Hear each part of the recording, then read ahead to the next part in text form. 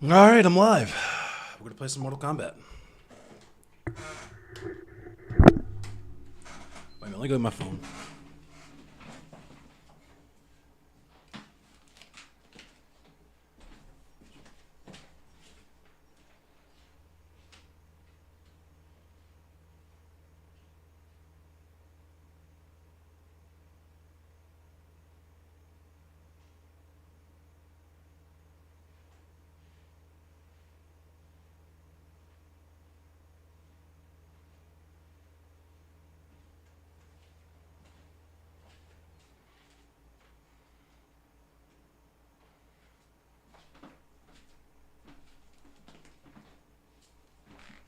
Fett, how you doing? How you be, Fett? How do you be?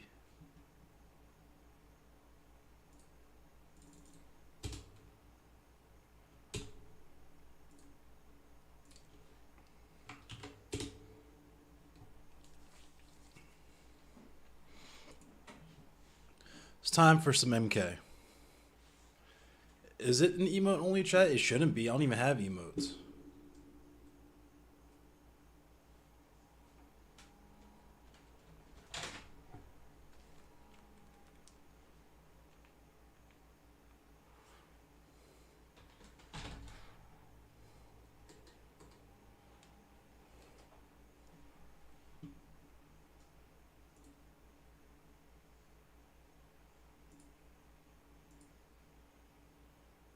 There, it should be off now. I don't know why it was like that. What up, Kuma?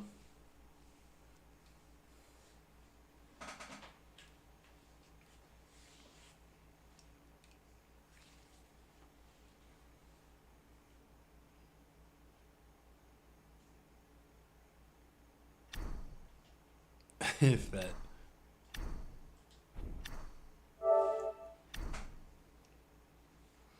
Damn, yo, how the fuck did this not charge my controller?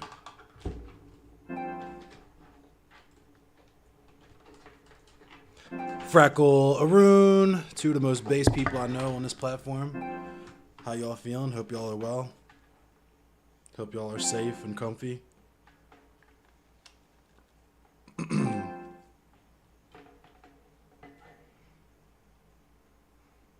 Hope you're testing your drugs.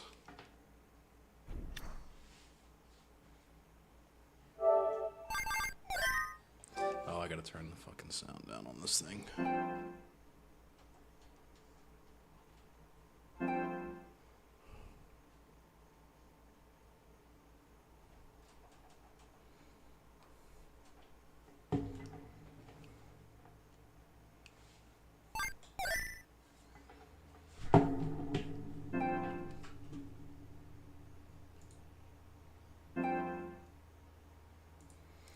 Also, thanks to Tyrannex for the recent tip.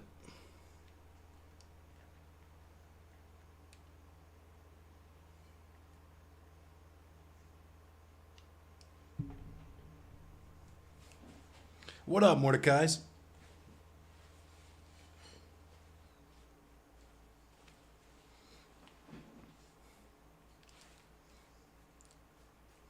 I feel the room. What up, Marvy?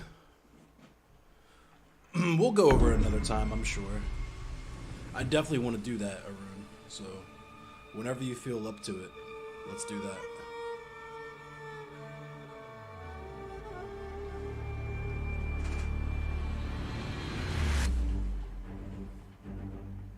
Oh my god. I might have to go get another cable. Hang on.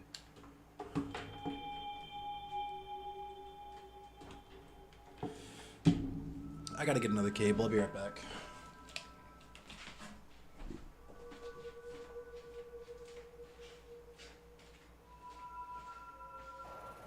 Fight!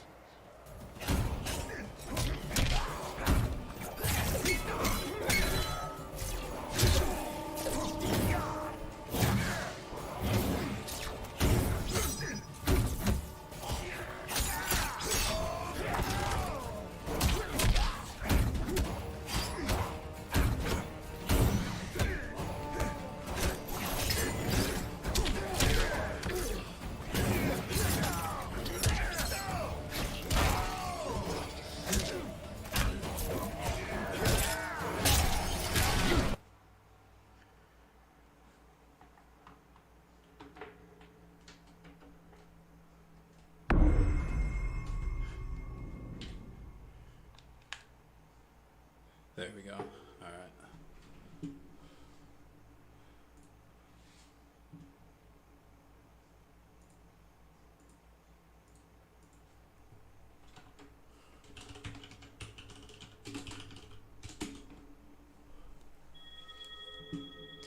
There was this guy that wanted to fucking talk to me.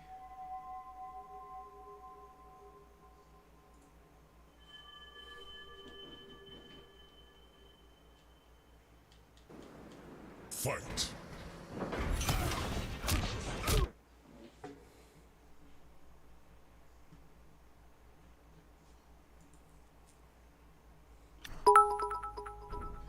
Yo, Rodan Rex.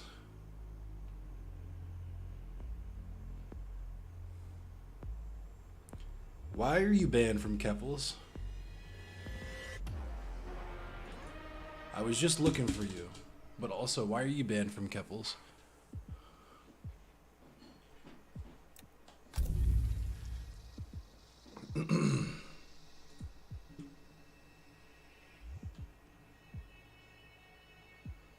Here, I'm gonna drop an invite to my Discord in chat.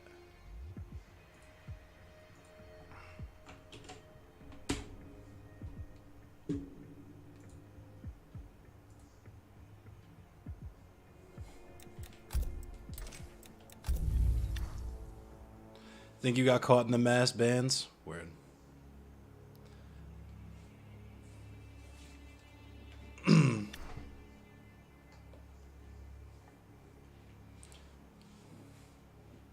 Uh-oh, we got a new season of Combat League.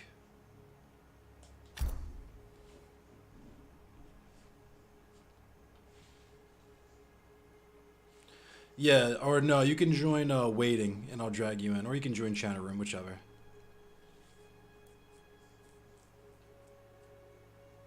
What up, Selassie?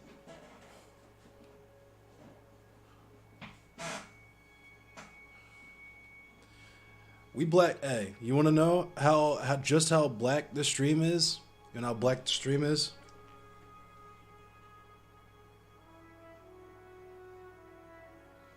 Need I say more? Need I say anything more? I think not. Take your time, Rodan.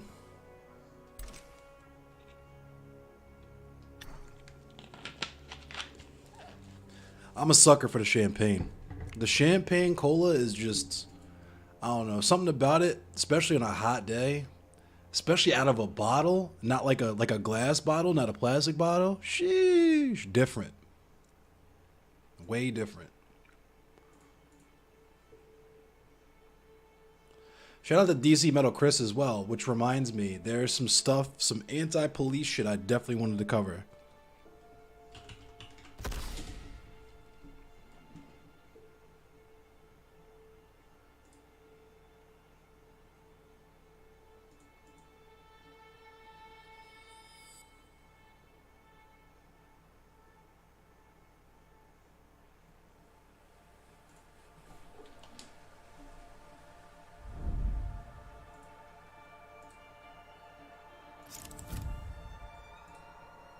Sub-Zero.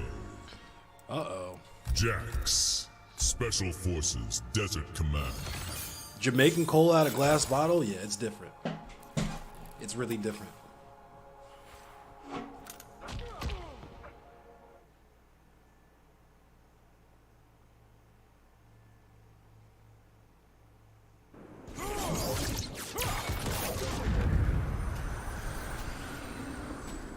What do they call you back home? They call me Grandmaster. Don't get out much, do you? Round 1. Fight.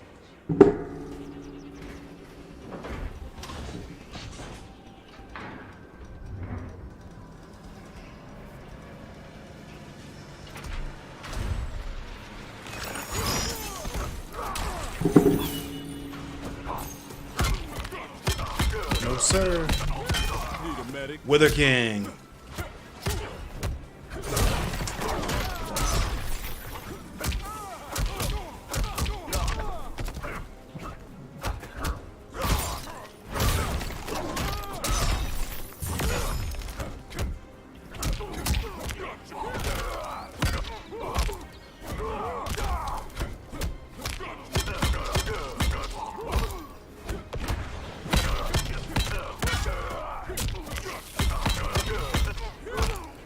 Good round. Oh! I will He end. teched the throw. Round 2. Fight.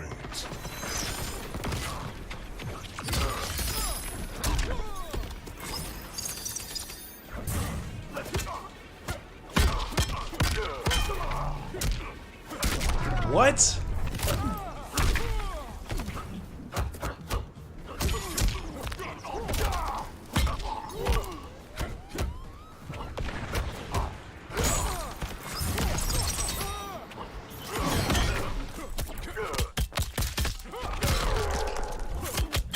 Wither King.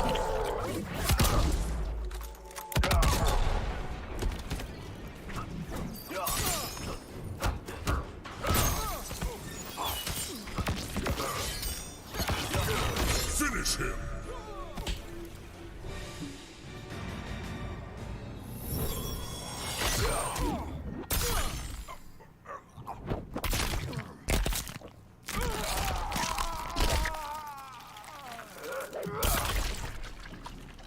Fatality. Sub-Zero wins.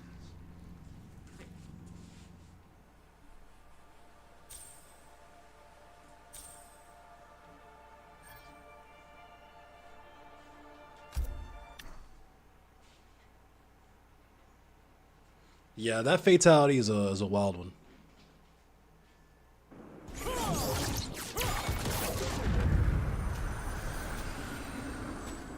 What do they call you back home? They call me Grandmaster. Don't get out much, do you? Round 1. Fight.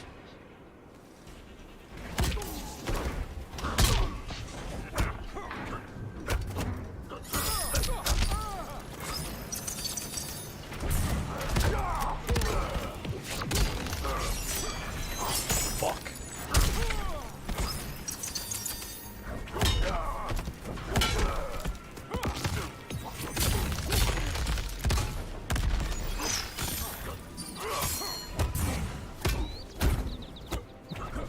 Oh my god, my fucking command grab. That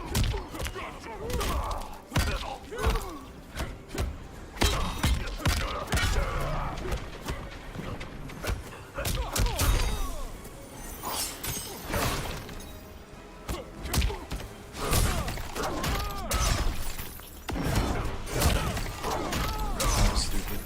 I will end you. The Gore Kink, the Guro Round Kink. 2. Fight.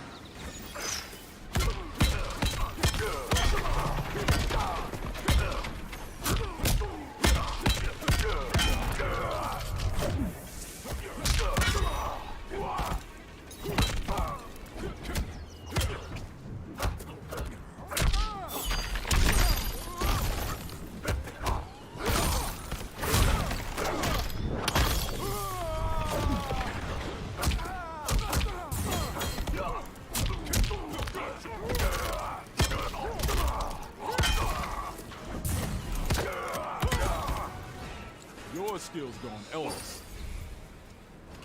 This is Wither King. Final round. Fight. I had to have my cheeks warmed up a little bit. True.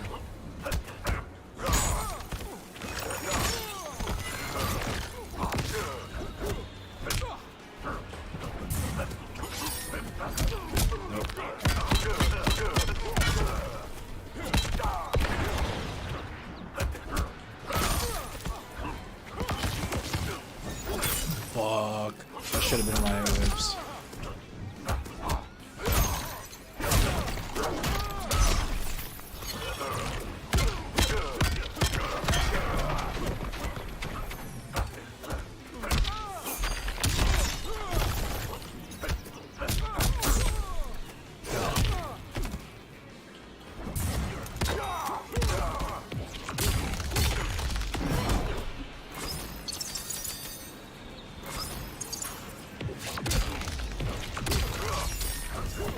Finish him. Nice.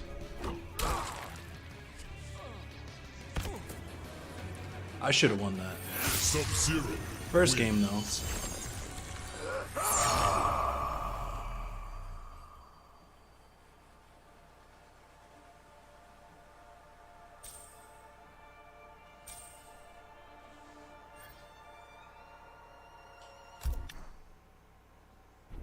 Reading and bonking and reading and bonking and reading and bonking. Oh, yeah, I'm supposed to be talking to someone. There we go. Hello. Hello?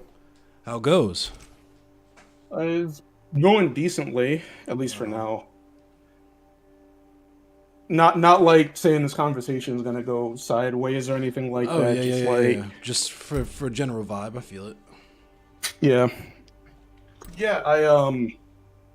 I watched your debate with Shark. Wasn't a debate, And- but that's Well, cool. I'm sorry, your discussion with him. That's cool. I mean, I thought of it as a debate because it had the vibe of one. Yeah, he definitely brought that energy. Yeah, and I feel like you said some things that I disagreed with, and some things I just flat out didn't understand. Okay. And I saw that you kind of laid it out there that you're willing to talk to anybody about it, Yep. and so I just thought it'd be a good idea just to ask, pretty Cool. much. Cool beans. All right, so what when you said that like intraracial child-like bearing is a product of white supremacy, what exactly do you mean by that? I said Or that. like not a product of white supremacy, but like Did I say that? you did say that. What part? Specifically, you said that the lightening of black people is kind of the goal of white supremacy, Okay. and you can't really get that without mixed race like breeding, right? I mean, I think two things can be true at once. That can be a thing because outside of the goal of white supremacy, there can be cross-pollination between cultures and races.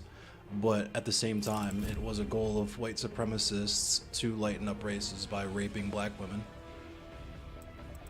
And Yeah, vice versa. no, well, The yeah, no, I agree with that. It had a lot to do with that, and enforcing power dynamics and all that other Colosseum bullshit. Beast That Pen. for the most part, everybody, even like everybody, kind of understands that, right? Like they kind of know that. Do they? But- Because a lot of the conversations I've had this weekend would indicate otherwise, but I get where you're coming from. I think it was because of that specific picture that they thought that you were applying that to like modern day mixing between people. I don't know if you Well, I mean, that's definitely a thing. Not even just, like I said in that conversation with Shark that you never addressed. There is a thing amongst certain non-black cultures, dark-skinned cultures, if they don't identify as black, where they actually go out of their way to try to find like rich white people to procreate with, or they try themselves to lighten their own skin. Speaking specifically about maybe like Filipino people who don't like to be outside in the sun too often, they'll wear long sleeves so that they can lighten their skin so they won't tan too much, or like Dominican people who will be ashamed of their Africanized, like their heritage and slavery. And Oh yeah, no, I know. Like yeah, that kind of stuff. being half black and half Puerto Rican myself. Oh yeah, so I- you know. Yeah, I know. Fight. I absolutely know. I grew up around a shit ton of Dominicans who would do that shit all the time. But considering that, like, the conversation was more about the tweet, right? So the tweet was. I'm trying to think of how I want to lay it out. 'Cause it's late, but the tweet didn't really make any mention of that, right? Like, Right, that was my point. hold on. Let me find the tweet just so that way I'm not. And I'm talking about the original one, not. Oh yeah. It because- was about because I was trying to draw attention to that too. The fact that we were talking specifically about black and white people, which is another problem that we run into when we talk about mixed race people, is that the conversation is always tending to be centered on black people and white people. Hang on a second.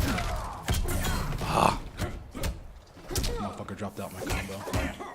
But the conversation tends to be centered on black versus white, and in that context, specifically what they're talking about with the melanin being gone, what they're implying or what they're referencing would be the fact that it's not really talked about, like it's talked about shamefully or whatever, but the fact that people who can pass for white typically do, and if you pass for white, then you're white.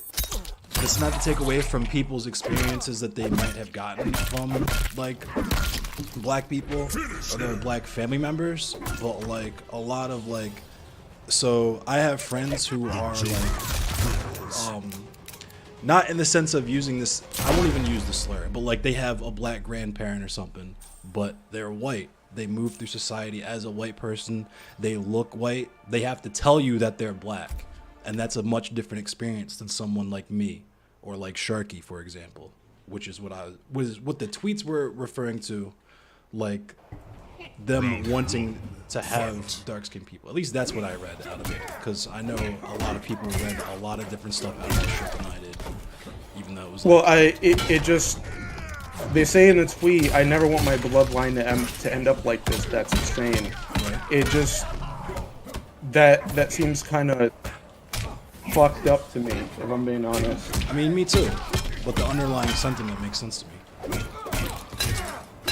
No, it makes sense to me that they hate the idea of their grandchildren or their future descendants being light-skinned or white passing, or honestly, even like, Candy ass bitch. I don't know, what do you want to call that? Beige skinned? Like, They're not 'Cause- talking about, so they're, and this is what we got fucked up too, because they're not specifically, they're not talking about there being low melanin. They're talking about the melanin being gone, which means white people. They're talking about black kids becoming white. And that doesn't Yeah. always mean that that's a product of nefarious desires on the part of the people having the children to lighten their races. Sometimes you just fall in love with white people. I had the fly in the milk experience myself. I dated a lot of white girls growing up. Also had a lot of fucking white dads try to come to my house to fucking kill me. I don't want to deal with that. And the fact that I say I don't want to deal with that being controversial is really fucking weird to me. And I definitely don't want that for my kids.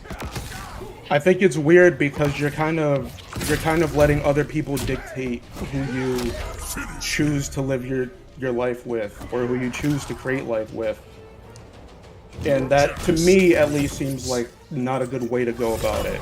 Like, I'm not going to tell you how to live your life personally. If Okay. you, If I say like- I'm from Baltimore and I want to date someone from Baltimore, does that necessarily sound weird to you?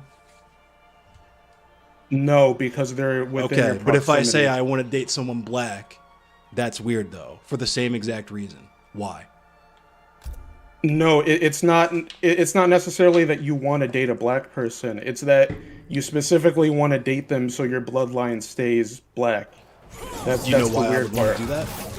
Round one. I've explained. Because we live in a global project of anti-blackness that actively devalues dark-skinned people and tries to kill us, as I've explained and as you know, as a mixed black person. Okay, how would your blackness be getting subjugated if you like? It wouldn't be. And see, here's where we get fucked up again because we're talking about But melanin you versus just. Okay, so then what's the problem then? If you have a black daughter or son who just happens to be light skinned, but you still consider them black, what's the problem? Okay, can you do me a favor right now?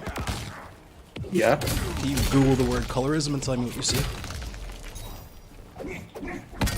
I mean, I know what colorism is, but Okay. I don't get what are you getting at? Okay. So if black people having black kids is fighting against white supremacy, what is dark-skinned people having dark-skinned kids? I would imagine it would be the same thing. Okay then. So what are we talking about now? We're talking about the skin tone. Like, why does the skin tone matter if either or is doing the same thing? Did you not hear what you just said? I asked you. Okay, you believe that black No, kids... no. Okay, You specifically said that you want to have dark skinned kids. right, because of But- colorism. Yeah, to fight against, white supremacy. But you're also saying that having a mixed race kid, regardless of like their skin tone, if they're if they're obviously black, it would have the same effect. So like, what's the deal with wanting to keep your bloodline a specific shade if it's gonna do the exact same thing? That doesn't add up to me at all. Because you're thinking about individuals and not groups, which is the same problem that Shark had. Because, like Shark, I'm not going to make any assumptions about you, but it's pretty obvious that Shark views himself as an individual and not as part of a community, and it doesn't make you not a part of a community. It makes you a shitty member of a community, right? So when you say, I don't care that... like, again, well, I don't want to... I can't speak for him. Okay. I don't know it. I don't agree with that, having listened to like how he explained it in further detail. He literally said out of his mouth he doesn't care if dark-skinned people exist. Yeah, That was his words, not mine. Yeah, but dark-skinned people aren't the only kind of black people. So Right, like, to say he doesn't care about. Right, his we're just the most community is universally weird. we're just the most universally hated black people. Blackness is actually very profitable if you're white. Yeah. In certain aspects, it could be very profitable. Depends, like if you're darker too. But I don't know if that's like. Really? I wouldn't necessarily say that. Yeah. If like in porn, absolutely. In rap music, absolutely. Well, I mean, depending on like what kind of. So literally in character instances, you're trying to portray. so literally in instances where we're being commodified and reduced to our basic biological components, that's considered something you think is profitable or a good thing. Well, you said profitable, so yeah, I would imagine if it's being commodified for money and you're making more money off of it, then it's profitable. Right, but that's good for white people in the long term because they already have all the capital and power. How is that good for black people if we're being exploited, first of all, for our skin color, we're being fetishized, and then all of those resources being generated are going right into white people's pockets? Well, I didn't necessarily say it was good. I don't think either of us are capitalists at all. I would feel like anybody working for anybody, making them money is being exploited in some form or fashion. Okay. When I say it's profitable, I'm also talking about social capital as well. Okay.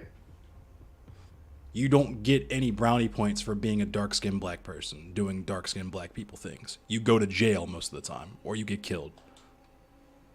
Yeah.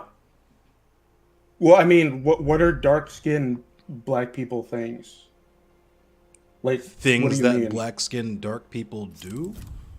Are you Like- familiar with the concept of black illegalism? Wait. But like in like, what do you mean by that?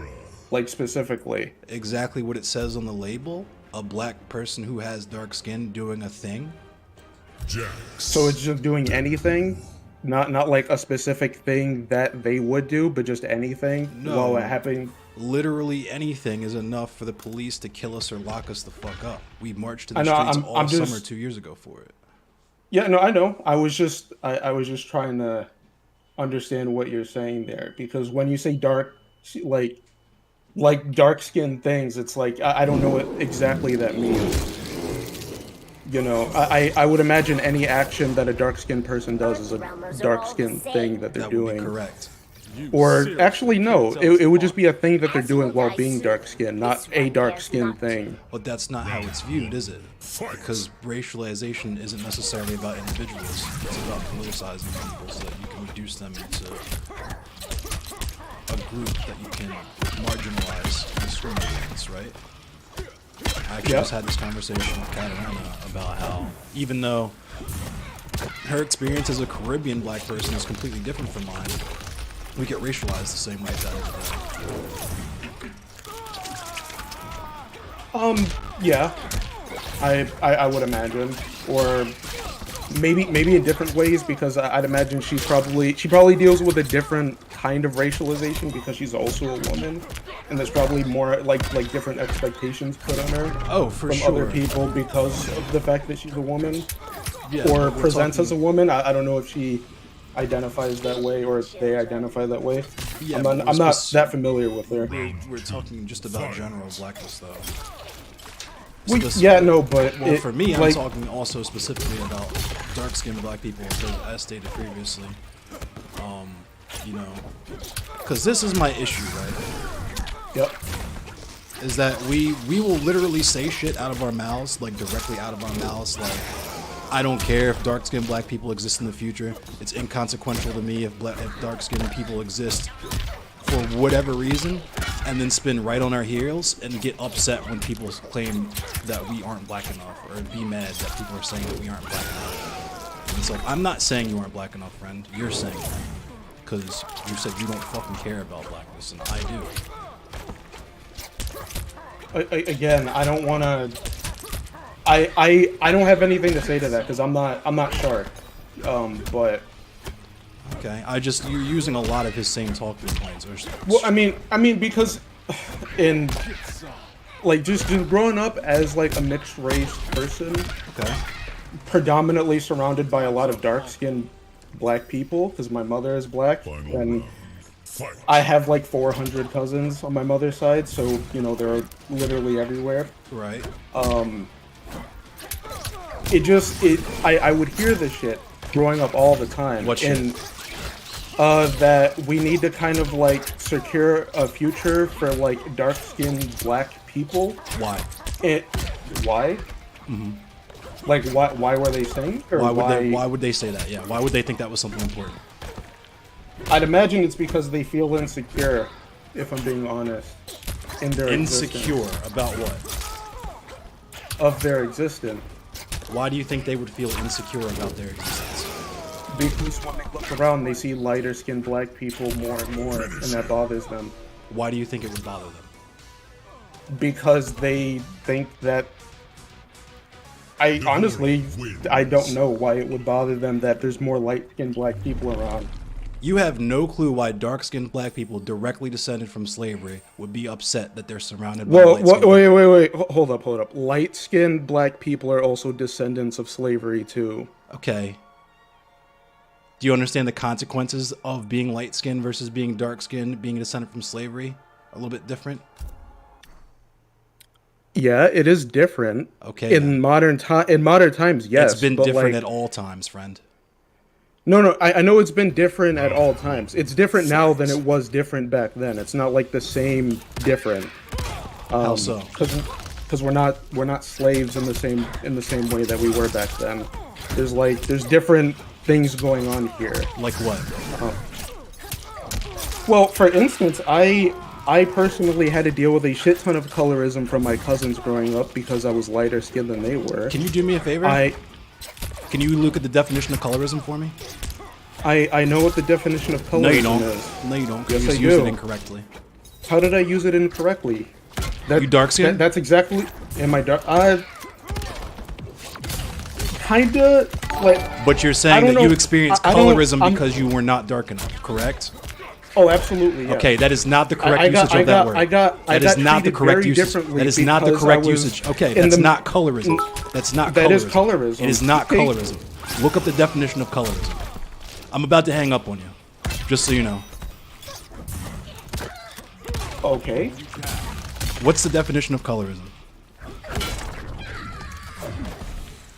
Specifically for dark skin tone. Okay. Okay.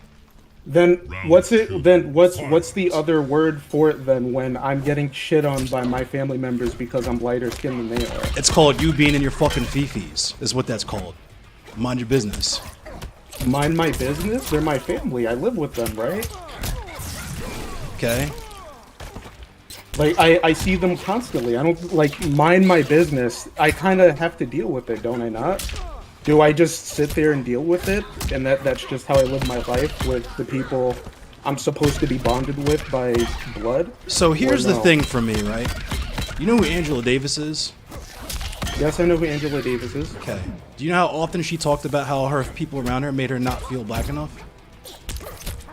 I don't know specific. I know of her. I don't No, you know don't. any. I don't know of her. Okay. I don't know it. I don't know her like specific writings. I haven't read her specific writings or anything like that. But I know of her. So, 75 to 100% of the time that I hear this, because I've heard it as a dark-skinned black person as well, and the times that I heard it, where people were telling me that I, as a chocolate, midnight, negroid, Stygian, dark-skinned, black-ass nigga, was because I was engaging in anti-black or white behavior. I was doing shit that smelled funny to them. Right? Now, if they're talking shit to you just because you're a lighter shade than them and for no other reason, oh fucking well. Well, I mean, what I actually do, I just clown them back because that's what we do. But that doesn't mean that there's not some underlying thing going on there. That they feel so insecure in their own blackness that they have to tear like It sounds like my you're the one blackness who's away insecure. from It them. sounds like you're the one who's insecure about your blackness, honestly. I'm not necessarily insecure about it. I Then why just is it a think it's problem? If you understand that the the dark-skinned black people go through much different the struggle. problem. Well, because we all go through a certain kind of struggle. Do you If go I through the have to same do- struggle that dark-skinned black people go through? Yes, with my light-skinned side of my family, on my dad's side, yes. You're telling me that people clock you and racialize you the exact same way that they would with me. Not in the exact same way. Okay, but then. I do get treated differently because Okay, I'm darker then. skinned than my white cousins. Okay. I do deal with that too. I That's am racism. black after all, right? That is racism. Yeah, it is racism, right? Right. But You then don't what experience is it? colorism. What is it when my dark skinned relatives do the same thing? It's you and your feelings. It's you and your light-skinned feelings. That's what it is. It's So- Drake. I'm hearing Drake right now. I'm not necessarily complaining that like they do it, just more that like that's not like there's no word for that, I guess. Okay? Because it's not important. It's not important No, it's not. that the why? It's important to you. And No, I feel but for why? you. No. Why isn't it important? Just why? Because I am what- black. I am black, and I feel and Because people what like institutional me get what institutional power do black people have that they can reject you from on the basis of you not being dark enough? The answer to the that question is institution- none. No, the institution is the institution of community and family.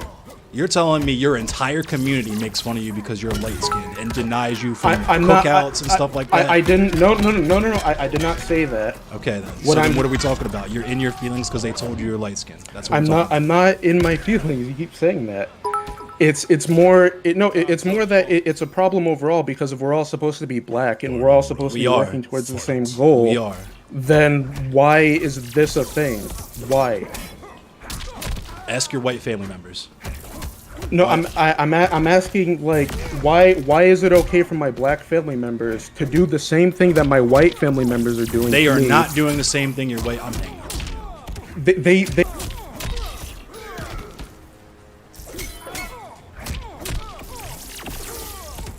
Finish him.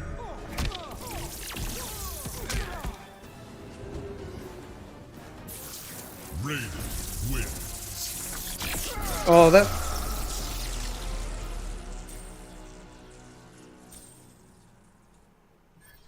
What up, string puller?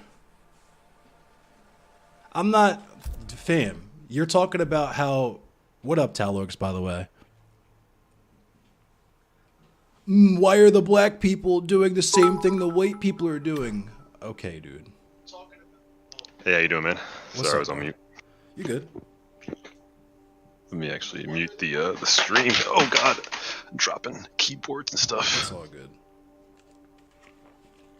Who was that? Doesn't even matter. What up, Jason? What up, Raiders? What up, Big Richie Lizzie? Talorix, appreciate you. Zeno, thank you for coming through. Black GOP Mom.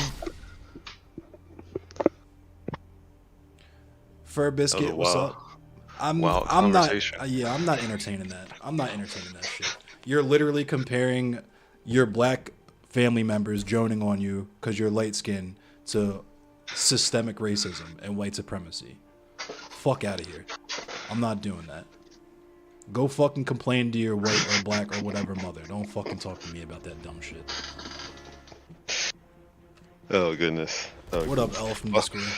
Well, I wanted to switch it up a little bit. I wanted to possibly talk economics because I know you're pretty left leaning, like kind of like a communist. Yeah, like you're probably like a communist, like an anarcho-communist type deal. Yeah. like an anarcho-communist. Like yeah. So I just wanted to just hear I guess for me, like I'm a big economics nerd, and so like I've been constantly like going through my head like how would black people as a community be able to the hourglass. essentially kind of backstop or like prevent the bleeding of their wealth, because like I think at the moment like essentially they're gonna bleed the black like into debt, like I think even with all the black billionaires or whatever, it'll still be like a net negative overall economically. And so like I know like a lot of like leftists, like a lot of naive leftists think, okay, we're just gonna like start a revolution, it's kind of like burn everything down and, and restart from scratch. I'm like, sure, let's have the apocalypse happen. I've read plenty of sci-fi novels to know how that works out. I don't want to live in it. I will probably Roblox myself.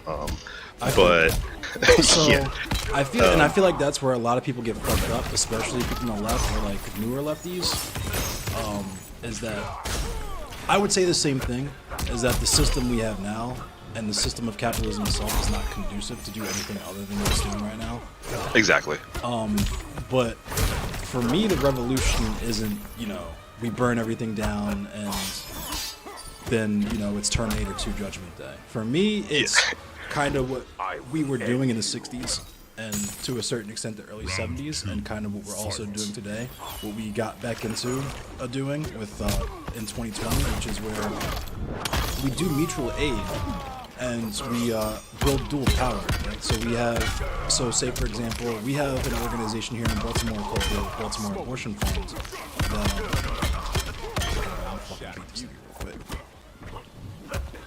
we have this thing called the Baltimore Abortion Fund that kind of serves the purpose of fulfilling that need, where it's something that might be a right or privilege that might be denied typically in the black community. So that's a big hot topic now with the repealing of Roe v. Wade. So it's an entire network of people who will come pick you up, take you to doctor's appointments, rent a hotel room for you, try to find you a job, set you up with a doctor, all these different things, right?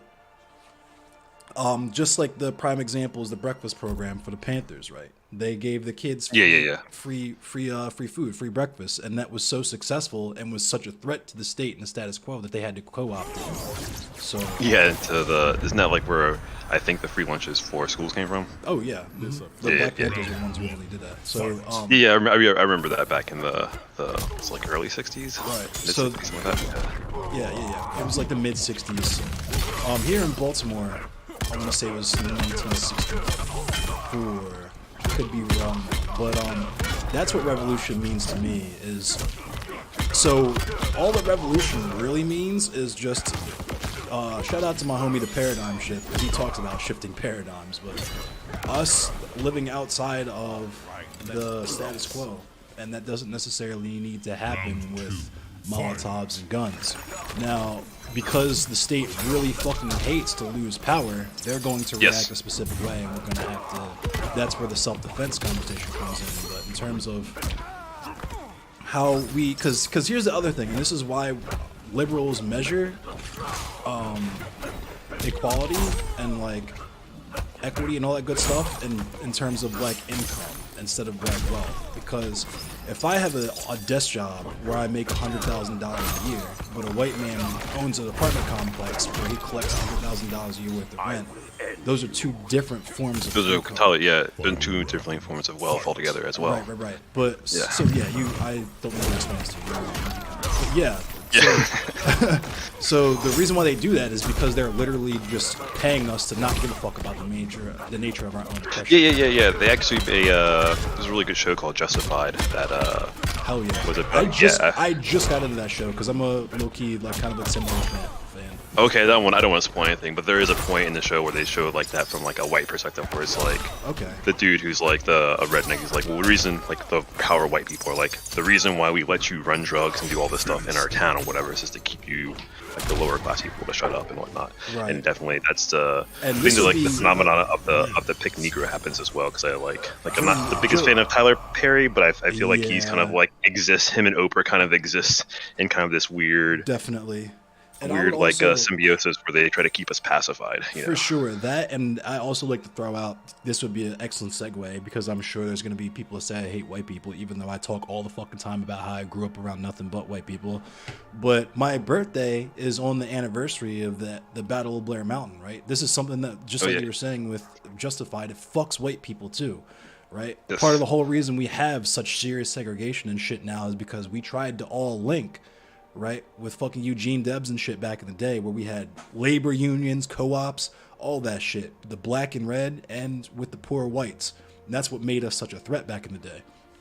But let me get Joe Lewis in here, because I know he's probably got something he wants to say. Jojo, what up, big bro? Hey, what's up? You talking some shit? Nah, this is the homie String Puller who I met through Twitter. We're just having an economics, like the black economics conversation. Yeah, I'm just ultra interested in finance and economics. Just a computer nerd who just loves numbers. So Also, you see the 3D printers and shit around me. I love technology as well. But that's where the solar punk shit comes in. I gotta do a solar punk stream sometime soon. Shout out to St. Andrewism. Ancom Psycom said in chat, revolution isn't a moment, it's a movement. We have to build systems of organization and power, systems that serve the people in ways that the state and capital cannot or do not. And that's exactly correct. Yeah, feed people, get them housed and medical care, build tech systems, all to replace the existing state and capital systems that keep people subjugated. That is, I could not have worded that better myself, and I know Frackle's got some heat because Frackle is always 100% correct 100% of the time. Also, this is a profoundly reductive question. There are some capitalist nations which are absolutely worse off than some communist nations. Capitalism does not in any way protect against exploitation, starvation, poverty, etc. The only thing that I have to say about that is, if you're going off like that about communism, I'm fucking begging you. I am begging you. If you send me your PayPal, I will send you $15 to buy the book Black Shirts and Reds by Michael Parenti. Please fucking, matter of fact, fuck the money. I'll just send you a link from the Anarchist Library or something so you can read it for free. I am absolutely begging you. Please watch a Michael Parenti speech, read Black Shirts and Reds, something, because the anti-communist shit ain't it for me. That's not an endorsement of any of these states or any of their shits. It's just saying motherfuckers want the nanosecond, and I mean 0.6 seconds after the revolution, for the world to be this perfect utopian fucking like fever dream, and that's not how it works, especially when you're a state that is a direct target of the United States of America or larger imperial powers. Jax. Yeah, I guess like people really don't understand because you're not. I don't think you're for state power through or communism or the economic system through state power. You're more for it through a grassroots system, like Right, yes. through anarchism. Right. You're probably a fan of anarcho-syndicalism as well. Absolutely. Probably. That was actually what I described myself as before I got into anarchotic politics and just started embracing the communism, honestly. Gotcha. Yeah. Anarcho-syndicalism is very interesting because if you look at it from the form of like Fight. an economic system's controlled by like AI or whatnot, like if you were to give computers that didn't really have much bias power or whatnot, then you would have to have systems like that in order to link up like all the syndicates together. Right. And then you Even could- to the point where, like, for the longest time, I called myself a neo-technocrat. Oh yeah. very very cyberpunk type stuff. Yeah, it seems like it's going that way. To be Oh, for completely sure. honest, It's like the way that it kind of has to, right? Just because, like, I don't really trust. Because when we're talking about human nature, humans have nature for much good and much ill. So it's like you kind of have to have those safety nets in place just to ensure we don't do what we're currently doing, which is make the fucking planet uninhabitable. You know what I mean? yeah. It's always like interesting to me because like one of the policies I'm really for is like UBI because of the fact that this is like even seeing it from my end as a developer, automation is going to slowly just like atrophy jobs, especially from middle class, like lower middle class and working class people. You know, they'll probably come from the truckers and the warehouse workers first, and then they'll start coming for the like clerical people, like paralegals and people like that, stuff like that. Right, for sure. Yeah. So finding ways to those safety nets to put in place, yeah, we're definitely going to need them because it's going to affect so many people the way things are going. But yeah, I'm sorry, I didn't mean to. Oh nah, these are the conversations I like to have where like this is the type of so in terms of like debate shit, this is the type of shit that I enjoy. Where it's we both agree on the general premise, we both agree on the destination. We just got to decide on the path, and that's that's the actual good shit. That's the shit that I enjoy watching. That's the content that I think my audience enjoys, and just on a personal level, outside of the entertainer side of things, that's the conversations I like to have about these sort of things. So that's why I'm not like on the anti-tanky shit unless these are people who are super fucking absurd like Haas or whatever. But Yeah, that dude is a character. Yeah, but yeah, I'm definitely. There's only 2 holes. my man straight, I have never heard a self-report as hard as a man who will straight say, I don't care if a woman comes and we have sex. I'm getting mine. That's amazing. What an insane Based and self-report. true.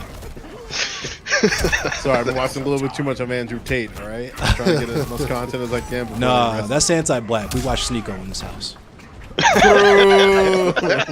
True. We watch Kevin Samuels and Sneeko. That's it. And Fresh and Fit.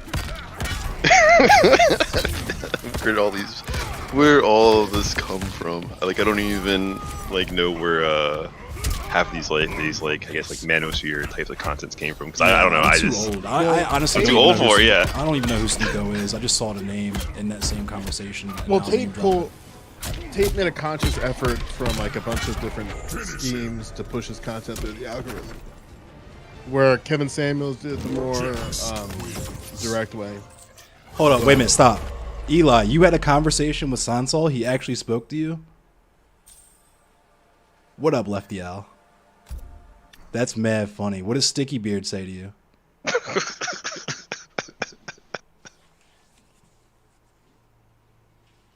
Yeah, Andrew Tate is black. I'm not gonna lie. Sometimes I'll be watching Dr. Umar. Fight. Where's what at? Dr. Umar. He's pretty wild though. He is wild. Like listen. He's Joey can explain it better than I can. It's just the stop clock is what hooked you. You know what I mean? He's a broken clock. He's a very, very broken clock. Yes. It broken clocks a lot. Like, and that's the problem, I think. Like, where the reason why, like, at least for me, why I don't politically align with him at all, is that like we don't actually have the same solutions. Like, for me, it has to be like we agree on the premises and the conclusion. Right. And those two have to be in line. Where like we can agree on all the premises, but then if his conclusions are just bad. Sometimes he loses the plot frequently. Like he is not incorrect about a lot of things. Yes. But his solutions are just not it. He's not even wrong a lot of the time. It's just like what are you even talking about? And then It's like he wants to take the microscope and use it as a hammer sometimes. Right. Yeah, and then what sucks about it is that Oof, right ribs. people will get sort of roped into that. Like they'll get roped into the fact that like because of his experience and because of his knowledge, like he knows a lot and he's able to articulate that very well. But they're still just like, nah. Like, and the thing is that if you gotta be like really in tune to it. That's the same way I feel about or felt about Kevin Samuels, where when before he started shitting on black women, he was not wrong on a lot of like the problems that men had. And he was jacks him off. Let's jacks him off. You know what I'm saying? Let's jacks him off. And he wasn't, and the thing that people like really didn't understand is that he grew completely separate from the like sort of white manosphere infrastructure. Oh yeah. Like I So he never was just- heard of him through that. Yeah. Just like a weird anecdote. So a couple and Fade can attest to this because Fade was my only mod and like one of my only viewers when it happened. But when I was doing the like January 6th live hearing coverage back in 2021, or last year rather, I got raided. So this dude, his name was Caucasian MGTOW, and he was like trying to talk shit to me in my chat. And he was absolutely fucking deranged. I told him he was bald and he left because he got mad. And when I looked at his content, it was just like all talking about how black people can't be MGTOW because blackness, like dark skin, is fetishized, all this other weirdo shit, which is honestly Jesus not too Christ. dissimilar from the takes that I've heard over the weekend. But yeah, like So they what talk is- about what- black privilege and shit. What is some of the crazy stuff that you've heard, like over, like through like the tweets and whatnot from the sphere, from the fallout of the shark conversation? Some of the most nuts shit I've seen is people accusing me of, first of all, there's people who say I deny light-skinned people their blackness, which I have absolutely never done and often go out of my way to assert that blackness is not equivalent to melanin quantity, to the point where even someone who looks white might be black. You know what I mean? I'm thinking of like Slash from Guns N' Roses or fucking, Oh yeah. you know, what's his name? Pete Wentz from Fall Out Boy. Any of these people that like you clock them for white at first, but then they speak to you about their experiences and their family and shit. And you're like, oh, okay. That's number one. People saying that I'm anti-race mixing, even though I say very openly that I grew up around mostly white people, so I commonly like to play in the snow. There's people, because that's what Sansol, that's what Sticky Beard's on right now, right? He literally titled his stream arguing with anti-race mixers all day or some weirdo shit like that. So I guess he's doing as usual, you know what I mean? Just arguing with himself and his own mods in front of like 10 people and then 20 bots, you know what I mean?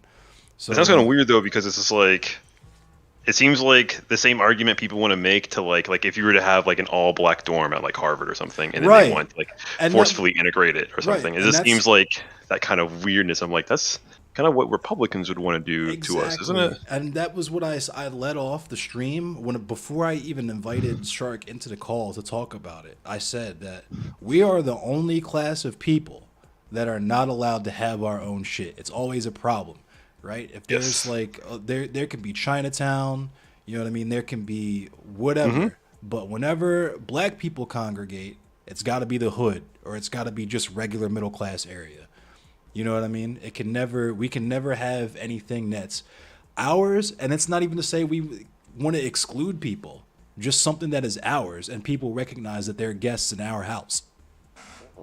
That's always a problem. Yeah, I can definitely see that kind of just throughout. Oh yeah, her.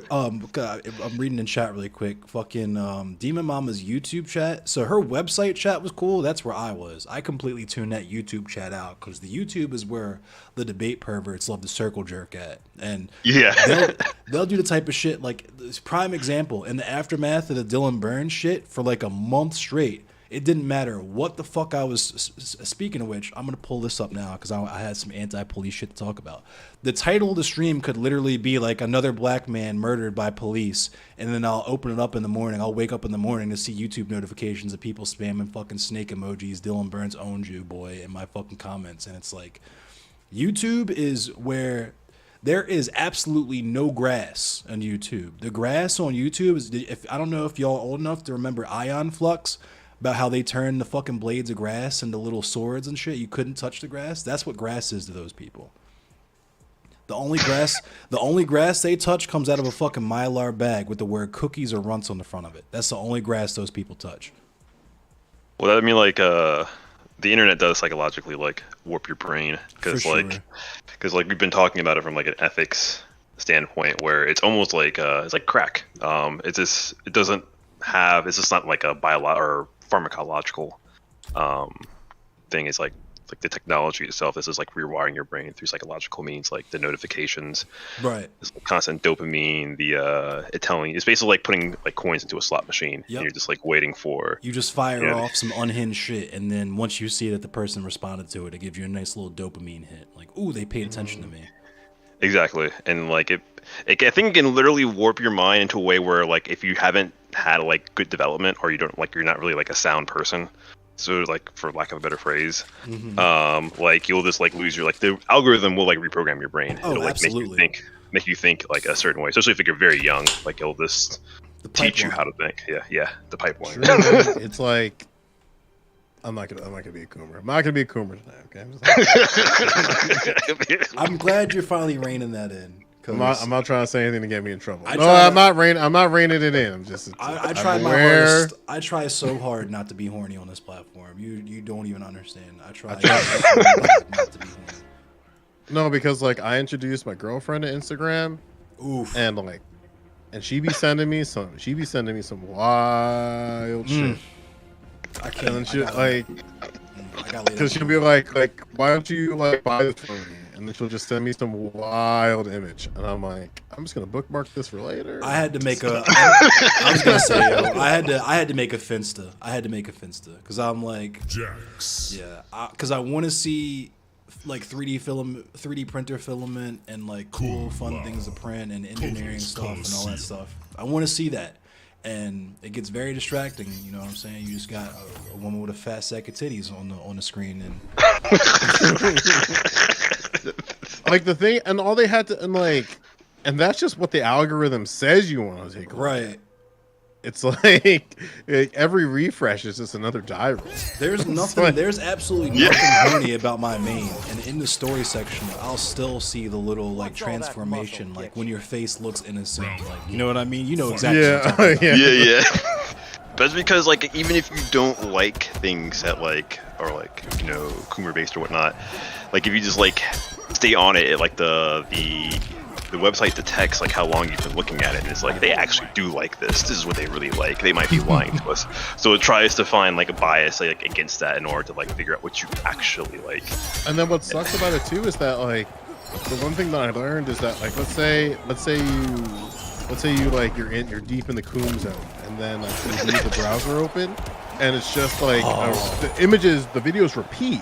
Yep. So and it counts as a watch every time it repeats. Yep. And then that tells Instagram like, oh, this person was really like this, and it's like, no, I just left the tab open. And then your explore feature is just like bodied for at least 3 days. Jeez. Listen, I have a lot of experience on the gram. Okay. I try to avoid the gram. Like, I only follow people that I know in real life, and they usually send me pictures of like their kids or like this what they're like going on vacation or whatever. I'm like, you know what? I'm an agoraphobe. This is cool. I like that you guys are like that you guys are having fun and winning out there. It's awesome. Well, one thing, like something like I think is really like to get to circle back. It's kind of frustrating is that people will take anything that remotely is like equitable, diverse, and inclusive, and try to conflate it into something that's like not what it is. Like for instance, the whole black dorms comes from WWU. Yes. And their Black Affinity Housing Program, which is which is a popular program, by the way. Yeah, very popular. In College University. And then people tried to be like, well, that's segregation. And then it's like, if you go to the website and look it up, and the language is the same, or similar or exactly the same, anybody can sign up for the program. Right. That's how it always is. That's how it's always been. So like, in reality, technically, they can still get into the space. It's just gonna be like Like just getting vetted. It's like a white guy going to like Howard University or something. It's like, yeah, you'll get in, you know, or whatnot, but like you're just gonna be surrounded by black people. You know? Yeah, and even like every once in a while, like I'll have a student like say some shit where it's like, I can't join the Black Student Union because I'm not black, and it's like, my brother, that was so. I don't know if y'all have heard of Matt Heimbach, but that was literally his talking point. He was at Towson University and he was butthurt that he couldn't get into the Black Student Union, and it wasn't because he was white, is because obviously what I'm about to tell y'all, he's a racist piece of shit. So he started the White Student Union, got a concealed carry permit, and him and his little fucking Yakubian buddies would walk around campus patrolling, quote unquote, air quotes, for crime, making sure nobody was committing any crimes. Like they would be like, yeah, we heard people were breaking the cars, so we're just making sure it's cool. And it's like family. And then the craziest part about it is that it's not like the WSU is not affiliated with Towson. Right. Like, it's not sanctioned at all. It's literally just their dorm room club. Yeah, and then like what sucks about it is that like we like when I say we, I mean like people of my community. We want white people in the Black Student Union. Right. Like we want white people need ambassadors in these organizations. I mean, Like, for fuck's sake, at my school, both of the advisors are white. Like, it's not even because black people didn't want to do it. It was just like we had two teachers, and they were just like, "Yeah, we want to do this thing," and like, okay. Like it wasn't like this. Like we didn't have the Negro Council. Like it was just like they signed up for the position, like anybody else, and they got interviewed and accepted. Crazy how that worked. And I fucking hate Kung Lao so much. This is the worst matchup in the game. Fuck. I think like what people get lost in, especially white people, is that like you can enter into these spaces, but you're a guest. Yes, you're a guest. It's like A, you're a guest, and B, you gotta just check yourself at the door. No different than any club, honestly. Like it'd be like if you were a guest in like a fraternity or like a secret society, like the Moose Club. You know? Yeah, or any club, because it's like if you're walking into the chess club and all you're doing is clowning about chess and saying things that's like and not talk about how much better checkers is. Yeah. Like it was like you gotta go, like. or it'll just be like, hey, you're not, like, this probably isn't for you. And I think one of the problems is that white Americans especially aren't really equipped to not center themselves. Yeah, they can't. They literally can't. And I have some theories as well, but like it's just really frustrating. Mordecai said we need a Negro Council, low key. Well, I mean, you're listening to it right now. And like even from an economic standpoint, right? Like in terms of just like how we're so fucked. And like I have a theory, and here's my theory. I think that I talked about this on my stream. I think we did integration wrong. Yeah, we did. Like the reason, that's a good. That's my theory too. Like point. Yeah, but also have you seen like how like if you look at the, like there's a bunch of really awesome infographics of maps like in the north, because the north was already like technically integrated like before the south, because like Jim Crow walls weren't even really passed up there, so it's just like cool. But the thing is that they would have areas that were like segregated economically, so like it would just like perpetuate this like almost permanent underclass, which is where the black people live. Like they would move up to the north, like into New England, and they would live in like the hood, you know, and they would never really like truly get out of it. And like when integration happened, it was just like really interesting that the wealth never integrated as well. It was like, okay, cool, you guys you guys can't be excluded from things, but good luck still getting jobs and still like getting wealth and getting capital or getting access to capital. There's actually a really good scene in that show Fargo, one of the seasons with Chris Rock, where he goes in with this really good idea for like a credit card system. Yeah, he's a really, really good idea for like a credit card, basically a credit card program, basically a loyalty credit card program before like they existed. He brings it to the bank, and they're like, you know what? I don't really think that you have a market for it. And then like a week later, he sees that like the bank basically made their own version of it and just stole the idea from him. Mm-hmm. And so it's just like constantly stuff like that, where it's just like suppression of wealth in the black community over this like decades and decades and decades. And so I think integration also needed economic integration. Well, I think that reparations. Well, I think like the only way that we can, the only way is currently presentable that I've seen as like an argument for me is that like we need Brown v. Board of Education for power. Mm-hmm. And we need as many Brown v. Board of Educations for power as needed to integrate those in power. Like, if it's not a coincidence that like it's I guess the best way I've been able to like sort of like parse it out is that we ask people to integrate with each other, and all that means is just like sharing power. Like, that's all I believe integration to be. Right. It's just sharing power with other people. And we asked people to do that, just normal, ordinary citizens. So we didn't ask the government, we didn't ask the schools, we didn't ask the banks, we didn't ask the stock market. We didn't say, hey, government, you do this too. So it's like you saw. Chat's probably not going to be able to hear this because this motherfucker's playing music in his fucking mouth. I'm about to just think about this game.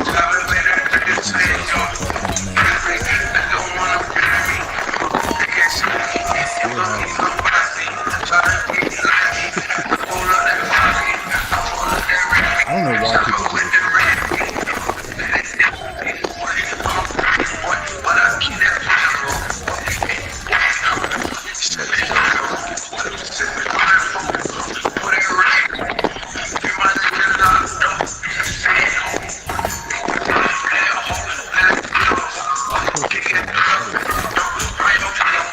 This shit sounds like... Ooh, that's bad.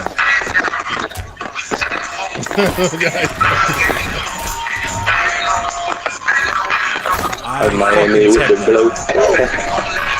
And he's talking shit with his scuffed ass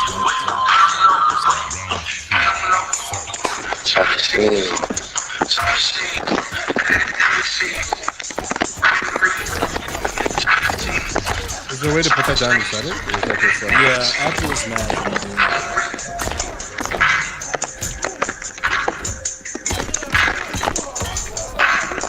Like the people in league is meat all. Not be tilted to death. That's not that.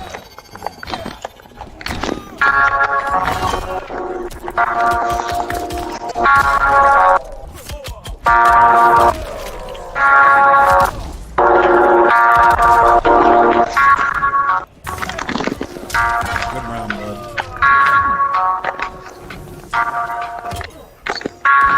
Ah, I'm stupid.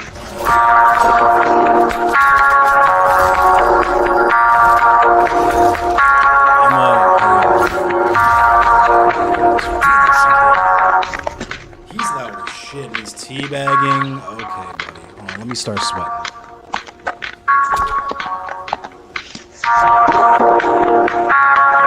I gotta commend him because this is hella niggerish. You know what I mean? The niggatry is powerful as fuck right now.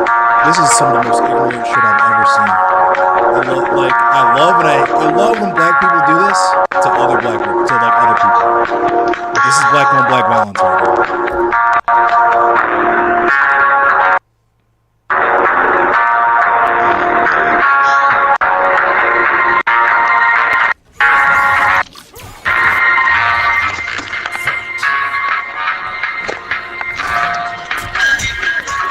What is it, 1-1? Nah, he beat me 2-1.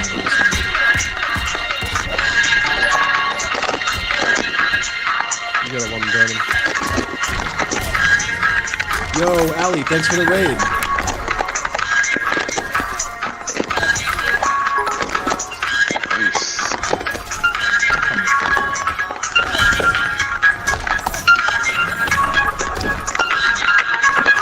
I'm about to just quit.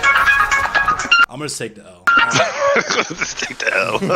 I couldn't, yo. That shit was my ears are ringing. But what were we saying? I'm sorry, that nigga tree was. Way too powerful.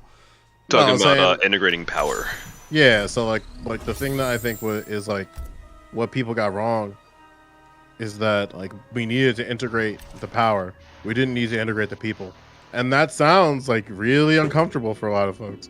But it's like the reasons why black people didn't want to integrate public schools is not the same reasons why white people didn't want to integrate public schools. Right. Yeah. I was actually about to say I got a homie on the dock that I work with who he's like pushing 50, so he always comes at me with hella hilarious gems and euphemisms and shit. So like when he wants to say that a white person is racist but not say that they're racist, he'll be like, that motherfucker got some tendencies, you know what I'm saying? So I stole that from him. Like, he got some tendencies, yo. But he was talking about how his mom was talking to the shorty that I forget what setting they were in, but it was like his auntie talking to this other white woman that was on the Get Out time, like, oh my God, I think integration was the best thing that ever happened.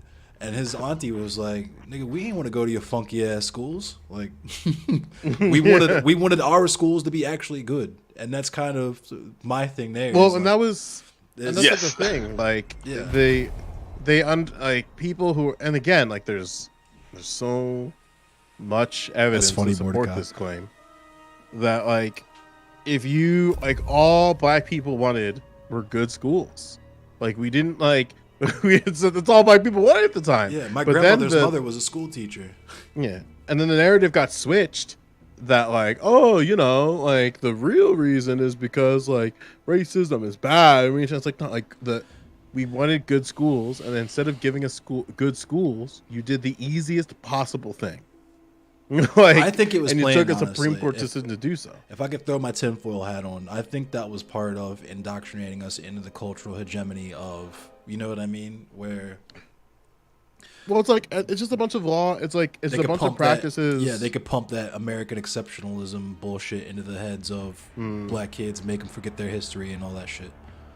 It's just a bunch of practices, policies, and procedures colliding. And Frackle's about to come in. The thing that like really like bothers me is that if we integrated the teachers first, we probably would have had much better outcomes. Agreed. Like integrate the teachers, integrate the administrations, integrate the school boards, and I had 2 black male teachers throughout my entire experience through, you know, kindergarten, elementary school, middle school, high school. Both of them were in high school, and one of them tried to fucking fight me. And he got fired for trying to fight students. So in reality, I had 1 black male teacher out of 12 years. And the thing that like really bothers me is that we still have like segregated schools. Yep. And when I'm saying segregated schools, I'm talking about schools that are majority white in the positions of power.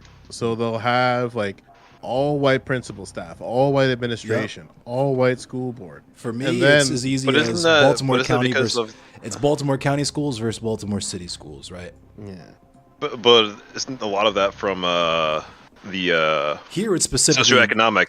Socioeconomics, right? It's like the tax dollars paid directly for. Yeah, the tax bracket of the area that the school's in pays directly for it. So, like, for instance, like I live in a area where it's like all the rich people just decided to like come here or whatever and build houses, and so the nearest like one of the nearby schools looks like a college. I think. Yep. Like in just like I forget how much money, but they also have a charter program, not a charter program, a booster program. So like a magnet program, I guess. Not a magnet program, but a booster program where like the local small businesses that the white people own can like deposit money and be like, here you go, here's for the football team, and here's for the photography club, or here's for blah blah or whatever. And so like the school gets like boosted for like certain aspects of it. Like one example is like one school is really well known for its marching band because like all of the people own like music shops, or whatever, and they just like invest tons of money into their music program. That's part of my. That's part of my point. Where what up, Frackle? What up? Like part of my point is that we got a hole in the penny. And like, I don't know if this is gonna make anybody in your chat comfortable. Make people in my chat uncomfortable. But like, but like, for the longest time, like for the longest time, we accepted that business was white people giving capital to other white people in order to make money. Yes. But the minute we started giving it to black people and stigmatized communities, then it's charity. Right. Then it's philanthropy. And it's like, that had to change. Like that idea, like that's what I mean by integrating power, of like not creating like fancy words for when you are helping communities that you know are stigmatized. And even when it comes to like the economic factors of why you have like all white teachers, like all white like administrative bodies, is that you needed to, and this is going to upset a lot of conservatives, is you had to look at the barriers in place and say, you know, we didn't need to have these barriers. Right. So, and then all this, and then what happens is like, if you don't do anything long enough, people will use the barriers as a cudgel to say that it's too late. Like, so they'll say like, you know, like we can't lower the bar of education. We can't like open the door for just anybody to be a teacher. And it's like, do you think every person who's qualified that can teach has a teaching degree and certification? No.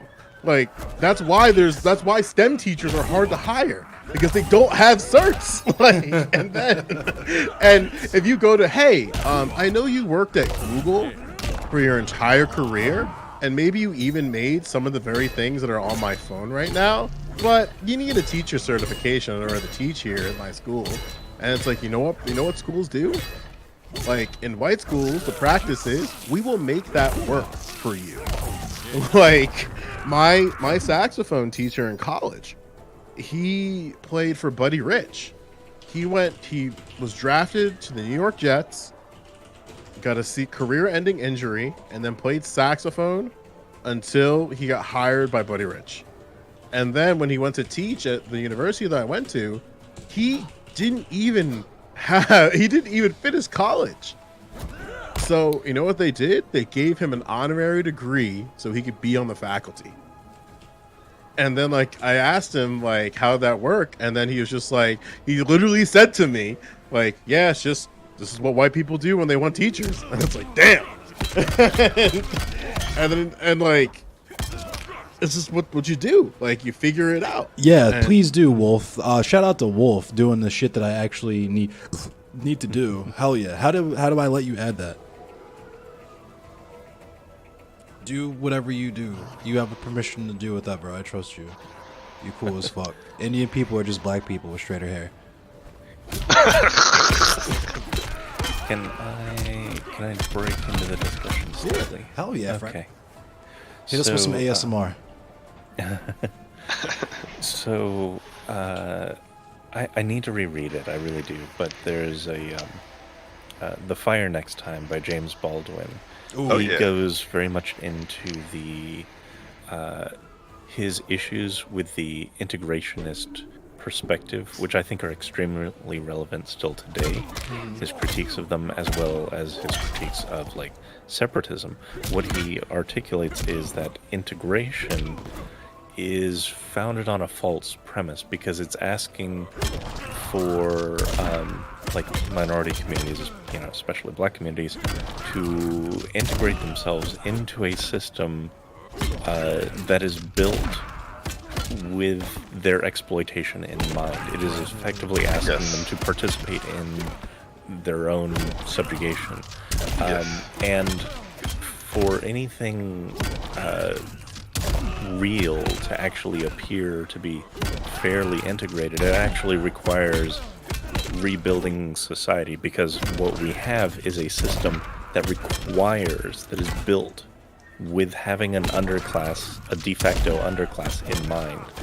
And unless that foundation is rebuilt, then asking people to integrate into it is destructive. And I think there's also a lesson that he kind of implies there, that is why white people from various different countries and backgrounds have all kind of lost their own identities in this system, because we have integrated into this system that just flattens identities out of everyone. I actually talked to Katarana kind of briefly about that with my conversation with her yesterday as well. Mm-hmm. Yeah, so it's an excellent read. I'm not doing it justice at all, but so that's my main recommendation. Hell yeah. And like, and to that point is that like, if you, and this is like, I got into a really like bad conversation about with a member of Rhizome's community. Oof. About just like economics and slavery and stuff. It was really bad. I can imagine. But the thing that I really like, I was trying to like convey is that you need to have like, until, well, there's one quote, I forget who said it, but basically the quote goes like, until you understand white supremacy, everything else is only going to confuse you.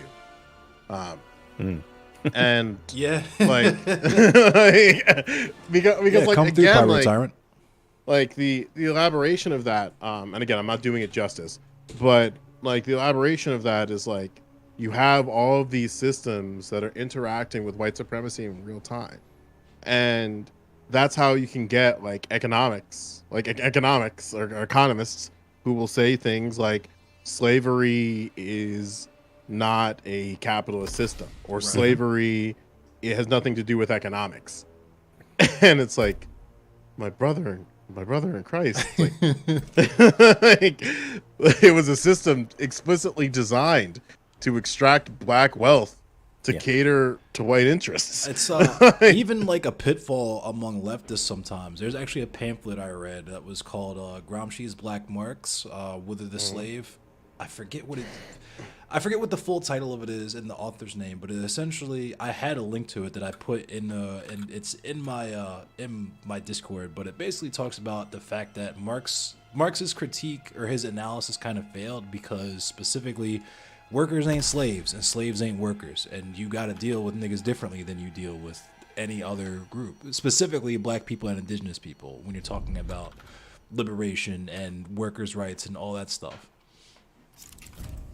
Yeah, and like, and one of the things that's like super important about that too is that Wuxi Dragon Grotto. When you don't have like, and every time I say this, it makes people uncomfortable, where it's like, the system, like I'll just use education because I teach, right? So in education, it is not centered. Thank you, Frackle. For black students and like my success. So like when I went into music education, the institution of music education and my college were not designed for me as a black person to be successful. It wasn't there to make me comfortable. It wasn't there to give me knowledge and education to help me come to terms and understand the realities that I'm facing. And that's true for everyone, including white people. Right. But the problem is that the people who will feel that the hardest, like who will feel the otherization, who will feel the distance, who will feel the gaslighting, all the like just like perpetual gaslighting of your own reality, is going to be like felt the hardest in stigmatized community. And then what gets so frustrating is that like when we need to change that is like, which is why I think power needs to be like integration of power needs to be like a top-down approach, is that you can't, like, if we're going back to like Roe v. Wade, not Roe v. Wade, excuse me, if we're going back to like Brown v. Board of Ed and educational integration, like, you're not going to get white kids and these white parents cool with black people if the only people who are allowed to see black people are children. Oh my god, that micro duck was fucking insane. This fucking scorpion is sweaty, I'm sorry. Like, that's so really good says you can only hear fucking online gaming. Yeah. So like you have to make, and this is gonna sound like kind of, it's not gonna sound weird here, I think. You're gonna have to make white people uncomfortable. You're gonna have a black teacher walk in. You're gonna have a black female teacher walk in. You're gonna have a trans teacher walk in, like in the first day, and make all and make white people uncomfortable. I thought we were centering white people's comfort. Yeah, right. Like, well, what is this? Like, maybe we should concede, right? After the 400 years in American history, maybe we should concede and move a little bit to the center, Joe. And then what sucks about it? Maybe I am anti-miscegenation. Damn, maybe I am black. and then what happens is that like you're gonna get like, and this is what the government, if I'm being quite frank, wasn't ready for. They didn't want to deal with it. They didn't want to deal with the violence that would have happened in all those schools as they started to change their school boards and change their teaching staffs. And like, you want to know why I can like say that? Because after Brown v. Board of Education, the South just fired black teachers at mass. And like, that's not because there were bad teachers. We're seeing a strong resurgence of that. Yep. Yeah. I can say that especially down here in Florida, they are. Yeah, it was just like cleaning Florida's house becoming with their like education system. It's terrifying. And like, I was talking to my girlfriend about this the other day. It's like, you can't give people treats as you make them uncomfortable. So as white people morph into an integrated society, I'm saying integration from the power, from the top, you can't give like white people, mainly more predominantly white men, but like you can't give them treats along the way. So like an example I gave her of a treat is that New Jersey finally settled with 3 of the state-funded veterans homes for veterans who died under their watch, and so that's like an acknowledgement of wrongdoing. So like they determined, like they settled, and they gave every family $225,000. And then I told her the treat is that the state is able to say they didn't do anything wrong. So in the face of giving 79 families over give me these fucking legs. That's like, that's basically what they said. Yeah, they said like within a settlement, you're able to say that your negligence and incompetence caused veterans in these homes, in these nursing homes, to die en masse. But it's not the state's fault because they're able to deny wrongdoing, and that's a treat. I was gonna say when the BPD, the DOJ's report came out about them, they listed all of these structural poverty issues, but didn't blame the state on any of it. They just existed in a vacuum. It just happens.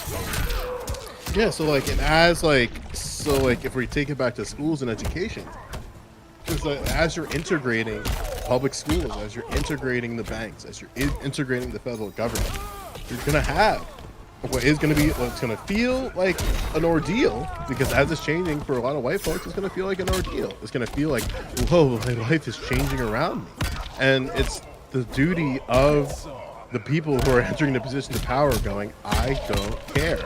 And that's not like saying that like, because the thing is that it's about sharing power with others. So like, if you get into a situation where you have a diverse group of people and they're not sharing power with others, then use the democratic process to throw them out. Can I play devil's advocate for a little bit? Oh, sorry. Go ahead, Frackle. Yeah, just briefly. There's one kind of area that I think either you're alluding to too softly or is being left out, which is one of the difficulties with achieving that is that the way society and the way capital is structured is built to incentivize the creation of and maintenance of an underclass, whatever that is defined to be.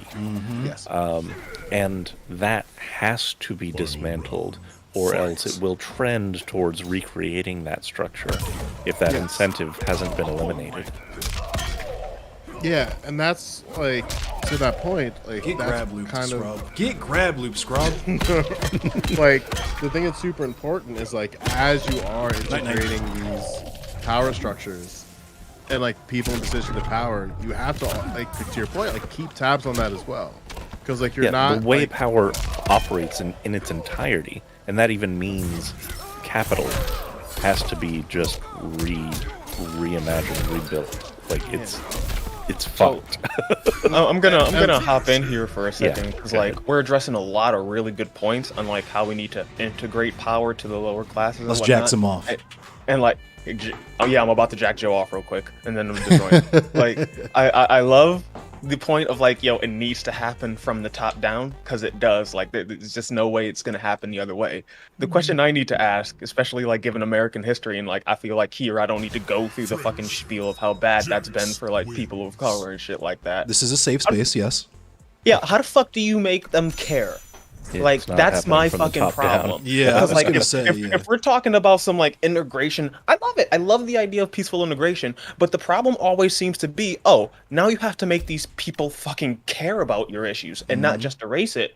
We look at the civil rights movement; it was successful. People they saw the shit in the news, blah blah blah. You know the lines. Now they don't do that anymore, and it's hard to get that type of shit, that type of movement built back up. And so, how do we make them care? Because that's especially the part with how I'm much people fetishize pacifism now. Yeah, Right. exactly, right? Like, you got to be like Saint Martin Luther King and take the fucking brick to the eye. That's what they want. And it's like, no, I would rather not. Right. No, thank you. So, like, how do you make them care about the issue so you can get, like, these systems changed? Well, I 'Cause, think like, that's mean, where there's, that's my prescription is we move like the Panthers move, where it's not just about taking the brick anywhere. We say fuck that, but also if you're gonna keep us on the bottom, then we're gonna build from the bottom up something that's completely separate. We're gonna build dual power, right? And along with that is gonna be the same problems we're dealing with now on fucking in this platform, which is why we fucking call people feds, right? The feds stepped in and tried to fuck the Panthers up when all they wanted to do was feed, clothe, and educate their kids, right? You got motherfuckers coming in now to call us Black Hitler, Black nationalists, anti-race mixing, anti-miscegenation, all this shit just because we say we want some shit that's ours, that you aren't even not invited to. You could come through if you want. Just understand you're a guest in our house. Yeah. And to that too, like just because I'm saying that like it has to happen from the top does not mean that the bottom doesn't do anything. Right, Because, exactly. Like because you have to have like a oh god, it had to have a multifaceted coalition of different entities doing different What is things. it? Diversity of tactics? Is that the? Yeah. I know. Like when oh lord, here comes all the Marxism and communism. Oh no, We just got Ancom Psycom in here. because it's like because the one thing that like and the reason why like for my politics, like the reason why like I value Bobby Seale so much is that he understood that.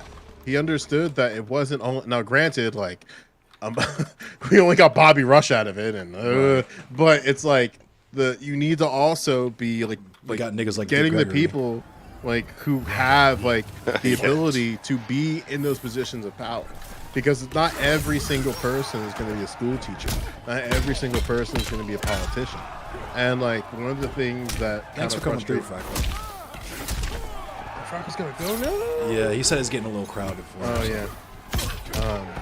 Like one of the things that like is super important is that Vosh is like, calling not- me racist. Surprise, surprise. Bosch is calling you racist. You know what's racist? The fact that Vosh hopped on our Black History Month panel to sanitize his anti-black image and then didn't even interact with me at all after the fact, other than to call me racist 6 months later after he has my face and my fucking ratings making him money on his YouTube channel. Oh But god, anyway, you gotta be careful. You might get called Hitler. Professor Flowers, he's a fucking moron. I had Bro, my like- kid gloves on with Vosh because I thought he was cool and we could actually like be decent allies, but the more he's just fucking stupid. There's just you can't Bruh. be stupid. Can I preach to your chat a little bit? Go for it. Cause I love this one little point. The nigga all sorry, let me not. I don't know. Oh, go for it. This is a safe space. For This. Listen, I don't want to get in any trouble, but like, I watched the niggas debates. Alright, cool. One thing I noticed is like the Hitler, the World War II, and it's like, why? And then like I saw one of them, and it's like, yeah, it's the only good war. It's the only war America fought that was ever just. And I'm just thinking to myself, bruh, hold up. What kind of anarchist says war is just? It's not even that for me. It's not even that, because like we can have the debates. It's just like, bruh, we didn't join that war for the just cause. We joined that war because Japan fucking bombed us. There was this after thing called we pulled Operation out their oil. Right. There's this Like- thing called Operation Paperclip that I think kind of disproves that whole fucking theory. Yeah, we literally like That was after the war, right? That was poached when they Nazis. brought them. Yeah, it was after the war, but we literally fucking poached Nazis for our goddamn science program. That's where NASA came from. NASA's. But I was told that Werner von they Braun. let If y'all haven't heard of Werner von Braun, go listen to Tom Lehrer's fucking song about it. It slaps. But like, I'm just like Anarcho-NATOist, anarcho-Bidenist, he's an anarcho-dickhead is what he is. Like my thing is just like when we talk about World War II, like you just spread an American propaganda. Like we didn't get in there for the just cause of freeing the Jews and the concentration camps. No, we got in there because Japan pissed us off, and after we declared war on them, Germany declared war on us. Right. You know that's how alliances fucking go. So I was like, I'm tired of hearing like we did it for the just cause. We did it. It wasn't just like nah. We did it. Yeah, we were bullshit. complicit. The Nazis racist fucking modeled debate themselves after us. Like we Nazis were. modeled themselves after Jim Crow. I was Well, just like, about I- to say, like- yeah, Hitler directly referenced. Didn't he directly American, reference? he It was mentioned American eugenics manifest. programs. Well, that, but he also directly And referenced Manifest Manifest. Yeah, Destiny. Manifest Destiny. We was talking about Lebensraum. He also referenced a lot of the Confederacy work. He Right. loved the Oh, yeah. Confederacy. He's like obsessed Well, with it's the like Confederacy. it's like My thing is like, in that time period, like You walked Hitler into was- some shit that's black as fuck, Globus. That's what you walked. You walked into Yeah. the fucking smoking room. Is what you just walked into. like my thing is like, how we gonna look at this and be like, yo, it's just, and it's like we were complicit in selling weapons and trying to make money from kind of like all sides. Like I don't know what to tell you. Like we wanted to make money and then like someone fucked with us and they found out. And again, like, this is just like what America does, right? Like, this is why it's so frustrating when people put like Abraham Lincoln on a pedestal. And then, like, when I say like America never really cared about black people ever, and then they're like, how could you say that? They gave you rights, and it's like right there. I can say that right there. Right. Like, That's racist as fuck. Like You got the some system- tendencies, my nigga. You got some tendencies. like the institutions that are founded that created the United States never, like, if you had to give a group of people their rights explicitly and then needed your higher courts to sort that shit out for you, like, Listen, Not a I'm good not look. gonna stand. I'm not gonna stand for this Lincoln slander for one reason, Joe. One reason. It's the wrong type of slander. Like, when we criticize Lincoln, it's all of what you just said, but even more so, the nigga was just a pussy. right. because That's knew. like he knew it was wrong. You look at his writings, he's like, oh, I have great misgivings about this. I'm not sure about this. And then when he gets into presidency, he's like, I don't know if I got the power to do that. Yeah, I'ma just twiddle my thumbs. I don't And fuck like- with I don't fuck with You wanna Abraham know Lincoln because he something? was one of the first. He was one of the first ethno-staters. He was one of the first people that had the idea to put all the niggas back on the boat and send them back to Africa. That's what the American Colonization Society was. Because again, Yeah. like a way that Lincoln could have shown, and a way that here comes my well, you guys are bringing out my hot takes. Like like how could Abraham Lincoln really shown he cared about black people and had black people in the forefront? Maybe as he's trying to liberate people, he could have had some, I don't know, black generals, Oh, black bruh. people in positions Joe, of power Listen, during Joe- the liberation. Joe Well, he knows knew. what he did. Black Joe knows what knows. he did. Power? 'Cause What do you mean? Listen, Joe knows what he did because I studied the American Civil War, and like, it's not even black people in power; it's like black people. Right. Like, But like, something I think everyone needs to remember: Lincoln was explicitly a white supremacist. Like, Right. it's in his writings. He said that he preferred white. Like, if there had to be any sort of race-based hierarchy, he wanted it to be white people. Like, he was not Like he He was also- not hiding this shit. Yeah, and he wrote I about mean, that like- he would, if he could keep the Union together without freeing the slaves, he would do it. He said that himself. He says, Like if I could do it, I was just about to bring that up. I'm like just a fucking coward, and I can't. Like, so. like we talk about Lincoln. This nigga was honest. Like nigga told people what he thought, but like we do the American thing of like after the fact, making him into some sort of mythologized hero who like cared and like fed black slaves from the palm of his hand, where he miraculously made water appear and like led them to freedom. And it's just like no, this was a man who did the thing he needed to do to keep this racist ass country together. He did not care about black people. That's why we saw what he did. I recently just got talking about people who get mythologized. I heard someone bring up MLK earlier and how like people are fucking Saint MLK. Yes, Bro, Saint there's MLK. They're all about the pacifism. Also, I'm gonna say it really quick, Paradigm. If you want to get into this rotation, hop in. Really was like, y'all motherfuckers need to get off this whole peace and no this peace and no conflict. They had to tell Martin But Luther here's King the that he needed to craziest start part. carrying a gun. Here's the craziest part. Like something like oh god, I'm digging up.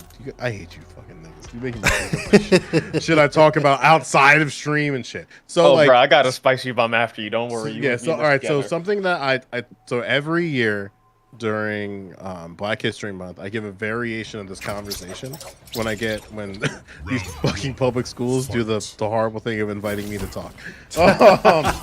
But like basically what I talk about is like these like three versions of Dr. King. And there's like three versions of King that I've identified. And the first one is what I've called, and I'll say I say it in more charged ways, but I nicely say it, grade school King. And grade Weenie school Hut Junior King. Yeah. like in grade school King is I Have a Dream King. Right. The cartoon. I'm gonna go for a walk and then like give a speech and then racism. Oh my little buck. Yeah. And that's a lot of exposure that people have with King. Some people live their whole lives only knowing that version of King. Then you have High School King. High School King is where like most like left-leaning people end up to some degree, where it's like I call that like letter from a Birmingham jail king, like letter from jail king. And then like, and that king is like, okay, like there's problems, yo. Like, and I'm not gonna get too deep into it. But the other king, the next level, there's like a meme, like the galaxy memes of King. This is the laser eye King. We need more people to get on the other America King. That's the King. Yes, Two America's King is the one. Yeah. Like, yes, the nigga. where he said like straight up like, and I'm gonna butcher this, but like, so there can be no separate black power. Sorry. My brain, come on, brain. Okay. So there can be no separate black path to power and fulfillment that does not intersect white groups. There could be no separate white path to power to the fulfillment short of social disaster. It does not recognize the need of sharing that power with black aspirations for freedom and justice. And then it goes on and says, we must see now that integration is not merely a romantic or aesthetic, something where you merely add color to still predominantly white power structure. Integration must be seen also in political terms where there is shared power, where black men and white men share power together. And that's the King people need to know. Like, that's the King that's like the real ass knit, like laser eye King. Right. That's like, because that's the thing that frustrates me is that like he like, and this is why like Lincoln didn't go far, Lyndon B. Johnson didn't go far, Kennedy, like all these fucking people. Who, bruh, you talking about they're Lincoln. all war criminals, Loki. But. Yeah, like because here's the thing, right? Like we got a black president, and then everybody found out that black president will bomb brown people no different than the white ones. He will raid Africa just like the white presidents. Yeah. Bruh. So it's like If you actually looked at his policies, they were actually very similar to it was like Bush 2.0 for like a hot Low-key, minute. high-key.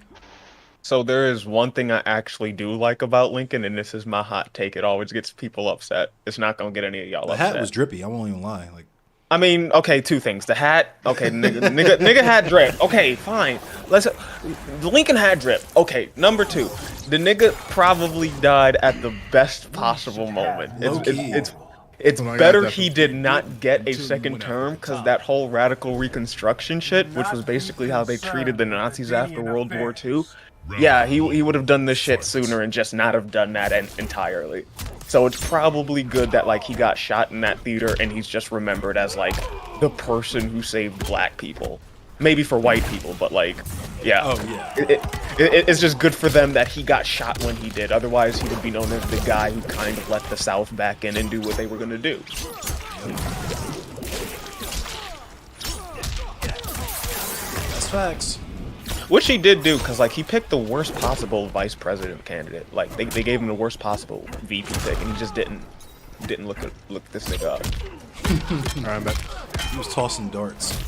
Oh, come on. Bro, baby, like tossing darts, and like this dude landed on the one motherfucker where it's like, yo, maybe don't. Maybe after a civil war, don't have anyone sympathetic to, you know, the traitors, the traitorous rebels.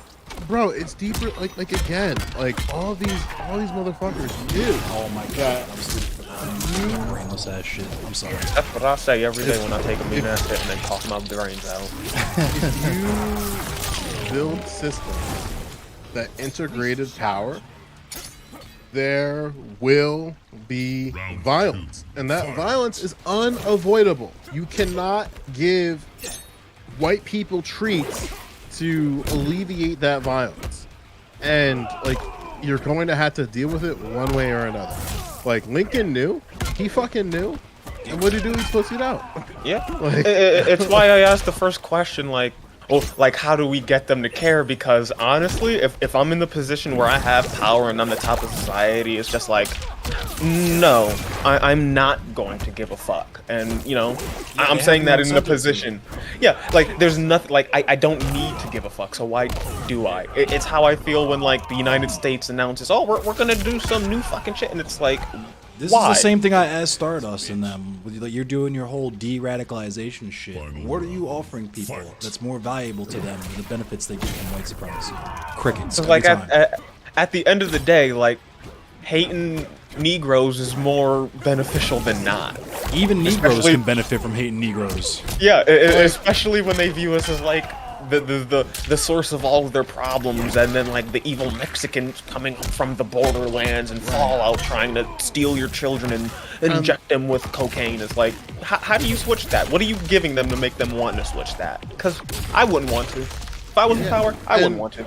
Yeah, and like, and the thing that's like really frustrating is that like people will say shit about celebrities of like they gotta do more for black people. Like Oprah What can doesn't they do do? enough for black people. And I'm like, do you really think Legislation? Oprah Winfrey, with all of her money, that only like again like her money is built on white wealth?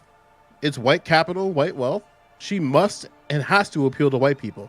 Even fucking Whoopi Goldberg and her dog shit take about the Holocaust.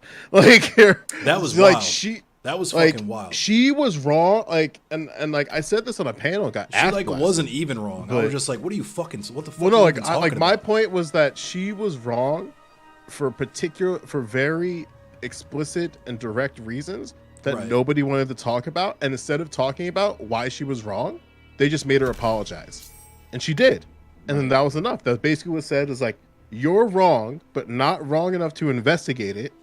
You fucking monkey, get back to playing basketball on the View. Right. Dribble for us. Right. Like, and it's like, what the fuck? Like Pyro knows why it's fucked. Most people Whoopi know. Like, also what you said stands was up for fucked. Mel Gibson. That is crazy. That's, And- I couldn't. And then instead, and again, like I want to make it as clear as I can. Like she was wrong, but That's wrong. we needed to Yeah. articulate why she was wrong and elaborate on why she was wrong. Instead, we just got because of how the power structures work of not investigating white supremacy, they just made a black woman apologize. And then Yeah, like see, like, no investigation. I'm on the grind where it's like, nah, when someone's wrong, like, I'll tell them why they wrong. But, like, the dumb shit I see on Twitch and shit where it's like, no, we need to hold their hand and take them to, like, Sunday school. Hold up, because that's only for white people, though. Because look at what's going on with me now. Like, what happened to Professor Flowers. Oh, no, it only goes works back one to direction. no, it goes back to the thing, like, you know, how Abraham Lincoln thinks, you know, black people? Like, they don't see You exist for fully as a, entertainment. yeah, like, they don't see you fully as a person to take your fucking ideas the same ideas they say in is like, oh, this is Richard Spencer, this is Hitler, but you don't have Richard Spencer on the stream. Cool, you're willing to take his Sharing idea. power. Got you. You're not willing to share it, so it's like it's not equal to them. Like sharing power would be Whoopi Goldberg not only needing to apologize, but explicitly knowing and articulating why she was incorrect as she's apologizing. That is her maybe even resigning. Like, that is her resigning and getting replaced by a Jewish person, and then having her hold that forever. Like, that is sharing power. Like, but again, it's not gonna happen. But because the thing is that the people who Whoopi is beholden to have no interest in sharing power with her. So they will just they'll just tell her what to do. Like, say you're sorry. It's like, what? Say you're sorry. Like, don't like, that's it? Okay, Yes. apologize. Like, you don't want to know why, like, no, we don't care. We really don't care. We just want you to apologize. That's how she can say, you know, I talked to people of the Jewish community. And it's like, okay, what did you learn? Yeah, like that. That's the thing, bro. Like, I saw this happen in, like, you know, the real world, and I know streamers Hell aren't yeah, used thank to you, this, Twin so, like, I'll explain this to, you know, streamers real quick. It's this place outside of the computer, and it happens when it's off. And I was just like at my job, and this dude started talking about abortion. And I take my headphones off because I'm like, okay, it's an old white dude about to talk about abortion. It's about to be good. It's really about to be good. It's about to be fantastic. It was. Because the dude was dumb as shit. Like, dumber than a box of fucking rocks. Because the one question he kept asking, and he was like trying to make it clear that he didn't hold it. He's like, I'm not religious or anything. I just don't see why life just arbitrarily begins at some line, and why it doesn't just begin at the white dudes. thing. It's been a thing. It's definitely like there was this other dude that used to play music with. There was this other band that was an atheist and like self-proclaimed like Satanist or occultist or whatever, but like was a staunch anti-abortionist. Like, And like, and another thing with that too is that, and like, let me finish real quick, Joe. Yeah, go for it. I was gonna say is like, this nigga was just talking to like, why isn't it just, you know, a life when inception? And they're just trying to explain to it, like, bruh, all the shit that goes on in like a chicken egg has to go on in the mom's body, with the benefit of like it constantly getting nutrients, and it's like you wouldn't force that on anyone. We decided as a society, you know, after we did all the bullshit that we pat ourselves on the back for, it's like we decided maybe not explicitly. Thanks for the follow, but like, Joe. everyone was just like, nope, the conversation's uncomfortable. Don't want to have it. Don't want to just drop it. And like, he's just gonna go around being wrong. He's gonna say it to someone else. And then they're gonna go on and on and on and on and on. Sooner or later, this old ass white man's gonna die, and it's like, bruh. Like, never had a chance to go around spreading the right opinion. Just always like, why isn't it when you just come? Just consistently goofy throughout life. What a bad look. Yeah. And like, and that's why, again, like, that's why I'm so big about sharing power. It's like, the reason, and this is why the abortion topic frustrates me, right? Is that these streamers don't give a fuck about abortion. They don't. And like, and if anything about the NPR poll reveals us, nobody gives a shit about abortion, period. And that's a pill that everybody's gonna have to swallow. You don't give a shit about abortion. And the reason why I know this is that, like, when I say that in order for, like, I'll be very direct when I say this, in order for any group of people to be like to like get their rights recognized and all that shit. It's recognizing who has the power within your electorate. Like, who has the power in the group of pro-abortion women. And it is white women. Period. White women, period. And the only way for us to get abortion rights in America is for white women to take a status cut on the political position of abortion. Because, and then it's like, whoa, Joe, that's a little racist, Joe. And it's like, the only people who are politically activated on abortion in 2022 are rich white women. Like, just rich white women, period. And then those rich white women who are deciding the politic of abortion, deciding the rhetoric of abortion, deciding what right for abortion look like, they're going to have to take status cuts in order for all women, all people who are affected by abortion to have a seat at the table to decide the electorate, the rhetoric, the language, the demands together. Like, it's no surprise that all these parental rights activists are all white women. That's not by coincidence. Oh, I mean, absolutely. And I will say this, it's not a coincidence that all the people that are talking about how fascism is suddenly on the rise, they're all white people. Well, bro, it's just like, for me, the Angel's like abortion topic is just like, because like you're hitting it on the head, and it's just like you look at the past iterations of feminist movements, and it's like, bruh, y'all gatekept like motherfuckers. Hell like y'all did it like y'all were like biblical angels sent to keep niggas out the Garden of Eden. Susan B. Anthony set her own fucking movement back just because she didn't want nigga women to have rights. So like and this is just me like padding Joe's argument because I know there's gonna be people that try and clip it, and it's just like, no. If you want these fucking things to advance, you need to encompass as many people as possible, so you have as many voices as possible yelling the same thing. Because when you yell, we want women's rights, except for black people, except for trans people, it gets fucking muddied, bro. And even like take the whole like respect people's pronouns summit. Like you'll because again, we've seen this on Twitch.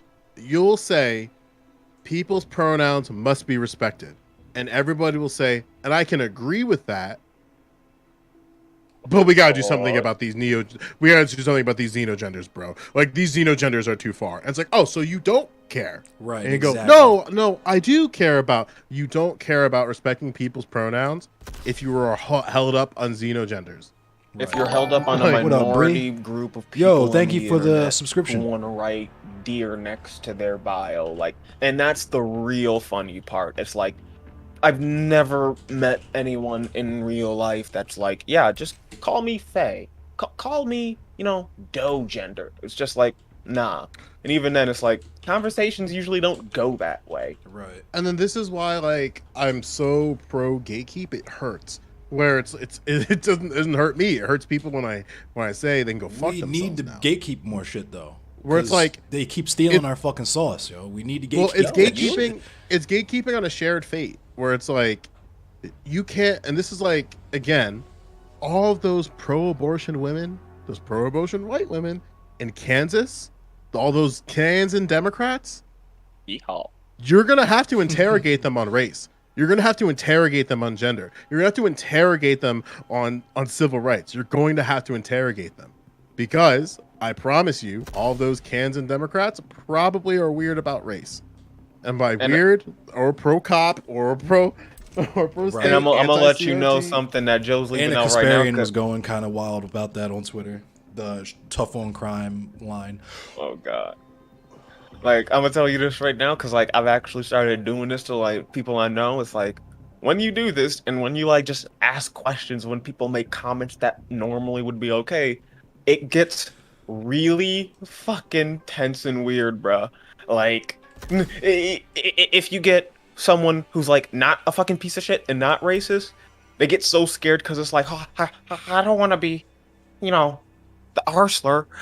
And then if they're racist, they're just like, yeah, I said it, I'll say it again. Fuck Mexicans. And it's just like, it's really easy to figure out who's who when you just ask the question. Right. People will I had tell a friend themselves all day. And Yeah, then like what I had a happens friend of is- mine say some really weird shit about like black people in relationships, and I just stopped the conversation. I'm like, bro, what do you mean? Because that's really fucking racist.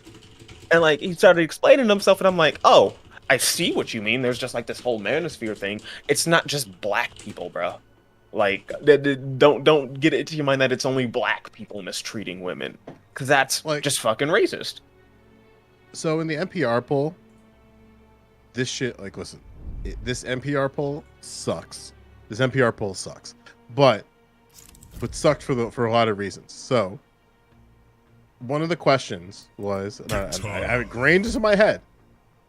The first thing, was the metric of like, do you believe this to be true, like completely or somewhat?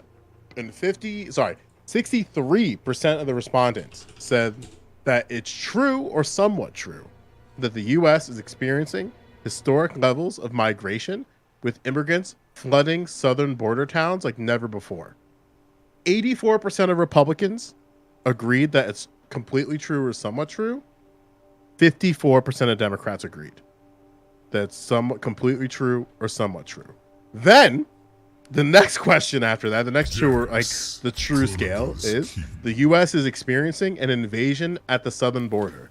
76% of Republicans, 40% of Democrats. So we're gonna have to interrogate that 40% of Democrats. Right. We're gonna have to interrogate that 54% of Democrats. It's like that section of that section of Obama voters who voted for Trump. You know what I mean? Like you wrong here, Joe. It's not like, oh, we just got to interview the 40%. It's like, nah, we just got to interview niggas. It's like, bruh. Because the polling, you know, I didn't take no fucking poll. You know, I'm forced to vote Democrat. So it's just like, they polled a certain group, so it's now it's got like, bruh, I got to ask the questions. I got to ask. I just have to. Because these issues are coming up. Yeah, so like, it's like, again, like, there's 29, again, like if I go down the questions, 29% of 24% of Democrats, 24% of the Democrats polled believe that true, completely true or somewhat, that the U.S. government is secretly flying unaccompanied migrant children across the country at night. That's wild. Wow. That's holy shit, bro. That is too high to not be like, what? That ratio is a bit too big for my liking. And again, and the thing is, Lavender that, Menace is tight. Lavender Menace is a tight name, I gotta say. If it's a queer, that's pretty tough.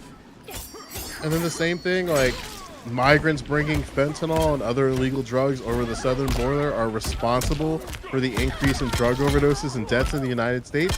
35% of Democrats, completely or somewhat true. No, but Joe, it's below 50, so we're good, you know. We're below 50.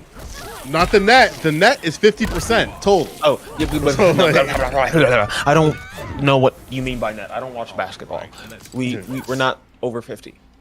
Like, I'm just gonna, we're gonna liberal pill you, Joe. Like, we're not racist, and they are. End of story. Repeat it back. They're different because they said so, bro. Don't you understand? That's how this works. Exactly. They're not, like, we're not racist because we're just too sensitive is all. We don't say it out loud. Yeah, we're just asking for too much. Listen, I'm not a racist, Joe. I cross the street when I see any type of minority, not just black people. Like, that's the type of racism Democrats do. And the thing is, like, bro, the line for people of parties that believe it to be somewhat true is identical. So if you break it down by each line, 15% of Democrats and 15% of Republicans and 17% of independents believe that's somewhat true that the U.S. is secretly flying unaccompanied migrant children across the country. That's fucked. I don't even understand what like the root of that question is. What the fuck do they think is being done with these kids? Like, what? I'm absolutely. You like, why are you gonna ask that question? You know what it's gonna be. It's gonna be some satanic evil cult where, you know, they do sexual things with children, and then on the really wild side they're enslaving them. There's reptilian aliens. And then they fucking them. Yeah, but like no, see you're wrong because then they send the kids to Mars, and that's where they cut the kidneys out and eat them, right? That's why they call it the Red Planet. It's red with the blood of children Americans have sent to Mars. And then their souls go to the moon and get sent to the Saturn, the black hole sun. I gotta stop hanging out with politics too much. Exactly, right? And that's why the Republicans and Democrats are so upset about it because that's why the moon is white because that's where the skin goes.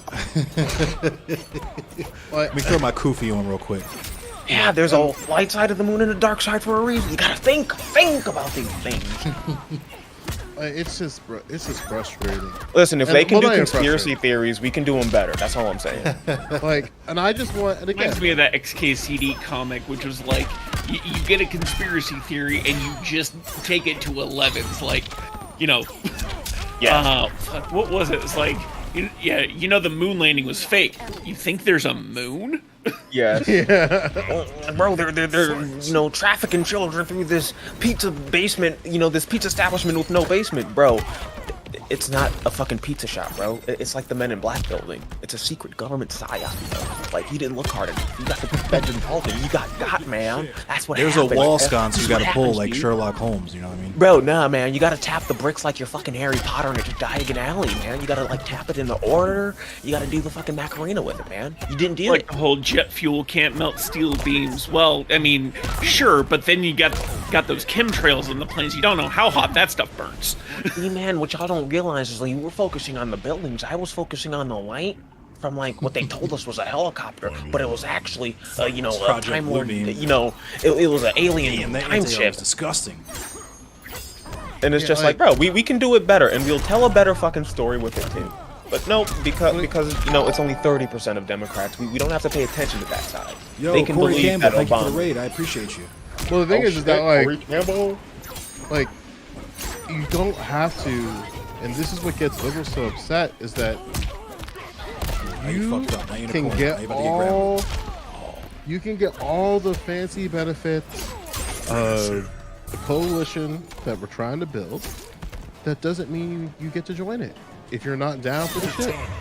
Right. So you'll get all the after effects. Like Candace Owens is going to get all the after effects of institutions actually sharing power.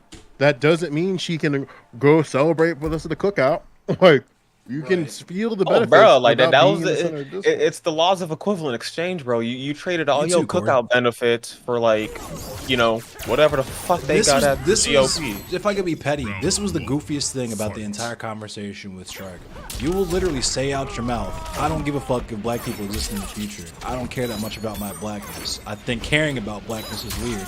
And then you're mad when you get uninvited from the cookout. They told me I wasn't black enough. You said you weren't black enough, my nigga. That was on you. Okay, so like I got a question, and this is probably gonna start a whole new thing because like I missed that I was at employment, and I tried to ask Joe like what happened there because like I'm not about to watch fucking multi-hour VODs at like 11 o'clock, bro. Right. Like I'm sorry, That's a I'm lot. just sorry.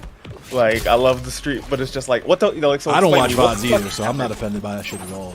I don't watch full VODs. Like, I'll start a VOD and then, like, I'll just leave it unfinished because it's like, I went to sleep or I did something else or I got bored. Like, so what happened with that conversation? Because I saw that was, like, kind of a thing. And it's like, at first, everyone was excited that you guys were doing it. And then it just went dark. And the only people I see mention it, they're just like, yo.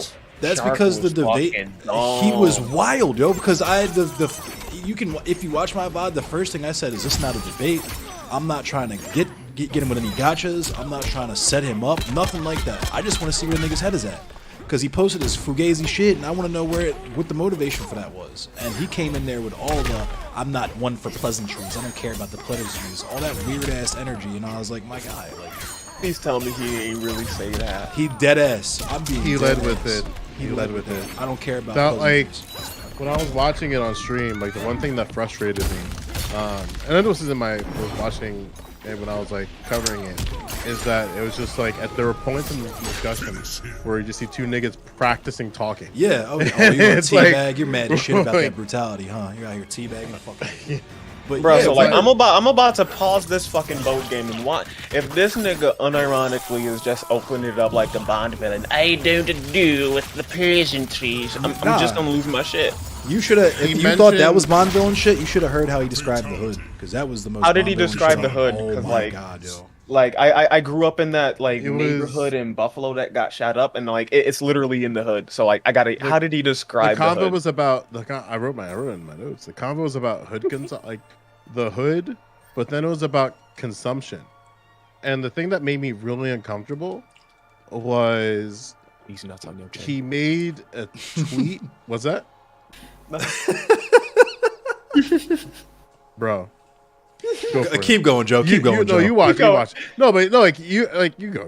You tell them about the my family. Take a picture of my family. Oh my god! It was like so. He was like so. The premise was that essentially he kept, because this is where I was confused and why I was getting frustrated, is because he kept trying to analogize, and there is no analog to blackness, especially as a dark-skinned black person. There ain't nothing on this planet like being a nigga.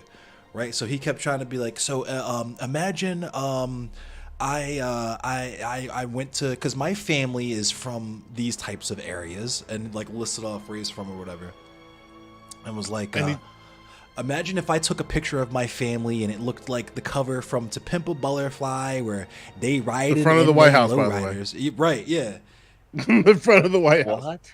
It was something else, dog. It was something And else. then like within that, if you took a picture of that and then did like an analogous tweet of like the similar language, Like, I never want my bloodline to end up like this.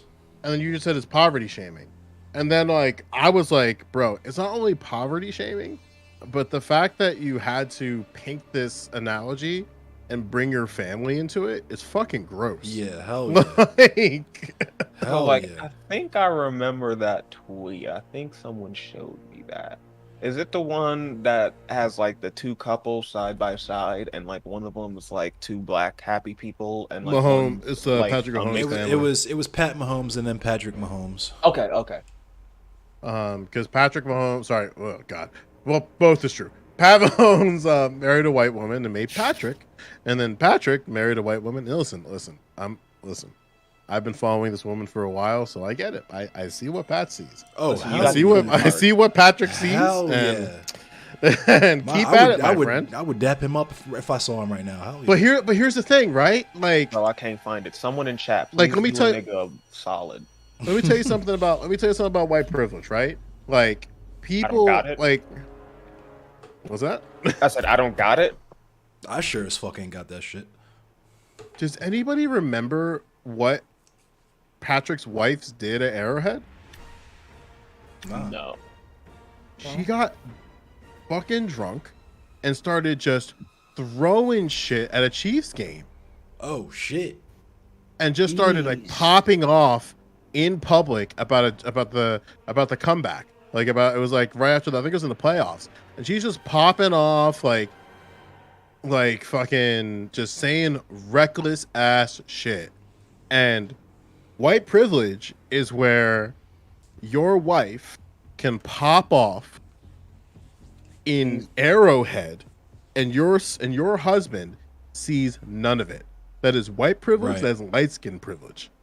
These Because white you know people- goddamn well, if fucking any quarterback and their black wife was popping off as hard as she was, it would have That would made have been fines. headlines Right. Headlines everywhere. and they would have got fines, suspended.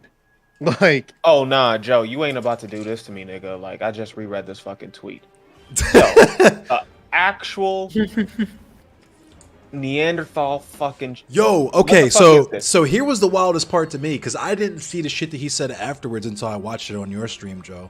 When he was straight cooking with the Raven Simone talking boys, talking about some, I'm not African American, I'm just American, fuck Africa, I don't know anybody from Africa. That was some of the wildest shit I've ever heard, dog. That sent me. Because I'll say this. Because just like what Joe was talking about, we were talking about this kind of in private. Joe talks about just seeing other black people in a space, period, is hella comforting. It does something that you can't. Yo, describe why to- do you think I'm here, bro? Right, Like, right, I'm right. gonna be completely real. I was talking to Joe about this too. Like, yo, give me the cookout. I want to be in the cookout. Hell yeah. But so when I first entered the space and I saw Shark and he was I had not yet realized that he was the selected Negro. But when I first came into space and seen Shrek, I was like, damn, I want to cook like he cooks. And then shout out to Catarana. Catarana put us on the fucking panel together, and this nigga said out his mouth, nah, I've never really heavily identified with my blackness. I was crushed, my nigga. I was crushed. I never forgot that shit. And that's why, because you brought it up when you were watching the conversation, because you're like, how the fuck did he remember that? I will never forget that shit. And then, like, a couple months later, when he fucking called me, and that was the most, if I can get super petty for a minute, this was the most pussy part of the fucking conversation. Because I pulled up on him, like, yo, what's up? You subbed me and you called me a backstabber, so what's good with that? And he was like, I was just talking about general conversations where people stab each other in the back. And I was like, okay, hoe ass nigga. All right. That's when that set the tone of the conversation for me, honestly. Can I speak on some honest shit for a second? Because, like, and this is like my old Southern grandma coming out through me, so I apologize if it gets a bit fucking preachy, but like it hurts my fucking soul to its core when I hear like that rhetoric of like, in America especially, because like I'm American, I can't talk about the rest of the world, so like I'm not gonna hold this to niggas in the rest of the world. They go through different shit, but like in America at the very least, the sentiment of like, I don't care about my blackness, I don't connect with it, it's not that important. That's sus. It hurt. It's not even. It hurts my soul in a way that's like, damn, nigga. Right. All the fucking motherfucker, the racist motherfuckers we villainize now. They got another one. Like it's still there. It's like I used to be that motherfucker. Like you see me on camera. Do y'all see me? I'm a light skinned nigga. So like I used to be You're still black as fuck though. Yeah, like I used to be in that middle where it's like. I didn't have to identify with it. I got treated well by white people, and black people accepted me for the most part. If we're gonna keep it 1,000, you don't even have to be light skinned to get that kind of treatment. You just have to have the fly in the milk experience. Fucking FD talks about that shit. Like I've been through that. Yeah, like that's what I realized, and like when I was talking about. Yeah, and like it's just like something I've never had to deal with, and once I actually started engaging with black culture, and not even just like African shit where it's like I'm LARPing to some extent, just like American black culture.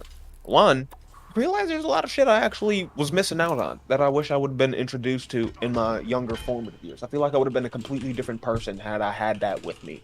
Two, I realized the comfort in it, because otherwise it's just a depressing ass state of affairs where it's like, yo, everyone kind of fucking hates us. Right. And then I myself have no group to talk to this about, no group to like get through these tough ideas of like, well, no, you're going a little bit too far and too extreme. We don't want to do that because, you know, hate begets hate. But it's just like, this type of shit is just despicable. It's just like the response, like I'm just rereading the tweet because it's just like the response is despicable to me. You see this family, and the first response is like, yes, they must have grown up in homes that were broken with parents who didn't want them. Yeah, that shit was weird as fuck. And I wish that was when Joe was talking about that. That's one thing I wish I would have. Like, it sucks. I don't like that conversation because it was unproductive, number one. But I really wish I would have held him, just like the Joe was saying. I wish I would have made him stand in that shit instead of letting him take me into leads the way he did. For me, that's like, yeah, I was saying, that's great streamer shit right there. That lets me know, like, you haven't seen when a family legitimately, honestly does not give a fuck about your well-being, does not give a fuck about you as a person, and doesn't want you as a. You haven't seen that if you think that, oh, you know, this person saying that they got lighter is the same thing. It's just, you know, that's because fatherless they have parents behavior. Who hate them. It's fatherless behavior. Like, that's some weird shit. You want to call it a bit racist? We can have that talk. You want to call it, like, it's similar to white supremacy? We can have that talk. But this nigga just jumped straight to, like, yes, it's because of fatherlessness and parents hated them. And it's like, no. And, maybe some people just hold the pride in their blackness that goes a bit too far. Like, every fucking race does. But when we be like, yeah, black people, it's like, no, you get back in your corner. You get back in your cage. And it's like, bro, why? Why do this? Right. I'm fucking pissed. I'm sorry. My high. Be fair. Now, correct me if I'm wrong, but I've usually seen this pattern in colonialism. And, you know, colonial powers, especially the, you know, major colonial powers like, let's say, the United Kingdom, right? correct me if I'm wrong because I'm just an Indian dude, okay? So I've seen this that when they get slaves from another continent back to their country so that slaves can do their work, like let's say building infrastructure, right? They usually try to make sure that they try in every way, shape or form to get the slaves to disconnect themselves or their kids from their culture and assimilate to the culture of the slave owners. Yeah, absolutely. And now I can see why blackness is valid there. I can see why blackness is valid there because that is like cultural genocide to me, right? There is nothing wrong in saying that you're proud of your blackness, because if colonial powers are doing everything to erase your culture and your history, I don't see anything wrong in taking pride in blackness. Right, exactly. It can, if we were having the same conversation about like indigenous people, like Cree people or something, their tune would be completely different. But for some reason, when we talk about niggas, it's we just gotta accept it. It was slavery was forever ago. And also, what Selassie is saying, the worst part of the tweet was that the implication that he's like sad that the person didn't die in the streets as a child or some shit like that. What was the language? Like they unfortunately lived long enough. Like, come on now, nigga. Yeah, we're talking about implications, but we don't want to read into any of his implications of what he said. Yeah, I was talking to my girlfriend about that, about the situation too. And she hit me with some shit. Like, first off, well, for like my girlfriend's Pakistani, and she was telling me wild shit where like she was talking about how like her mom cheered when she found out that her sister, like my girlfriend's sister's kid, had light skin. Oh my god. Cheering, and that's and then she said like I was like, why? And she's like, oh, it's because she's not Kala. I was like, I'm sorry, what? and then she was like, yeah, we have like words in our language to describe like dark skinned Pakistani people that exists everywhere. In South and America, then like or whatever, like and then I was like Wanda Maximoff.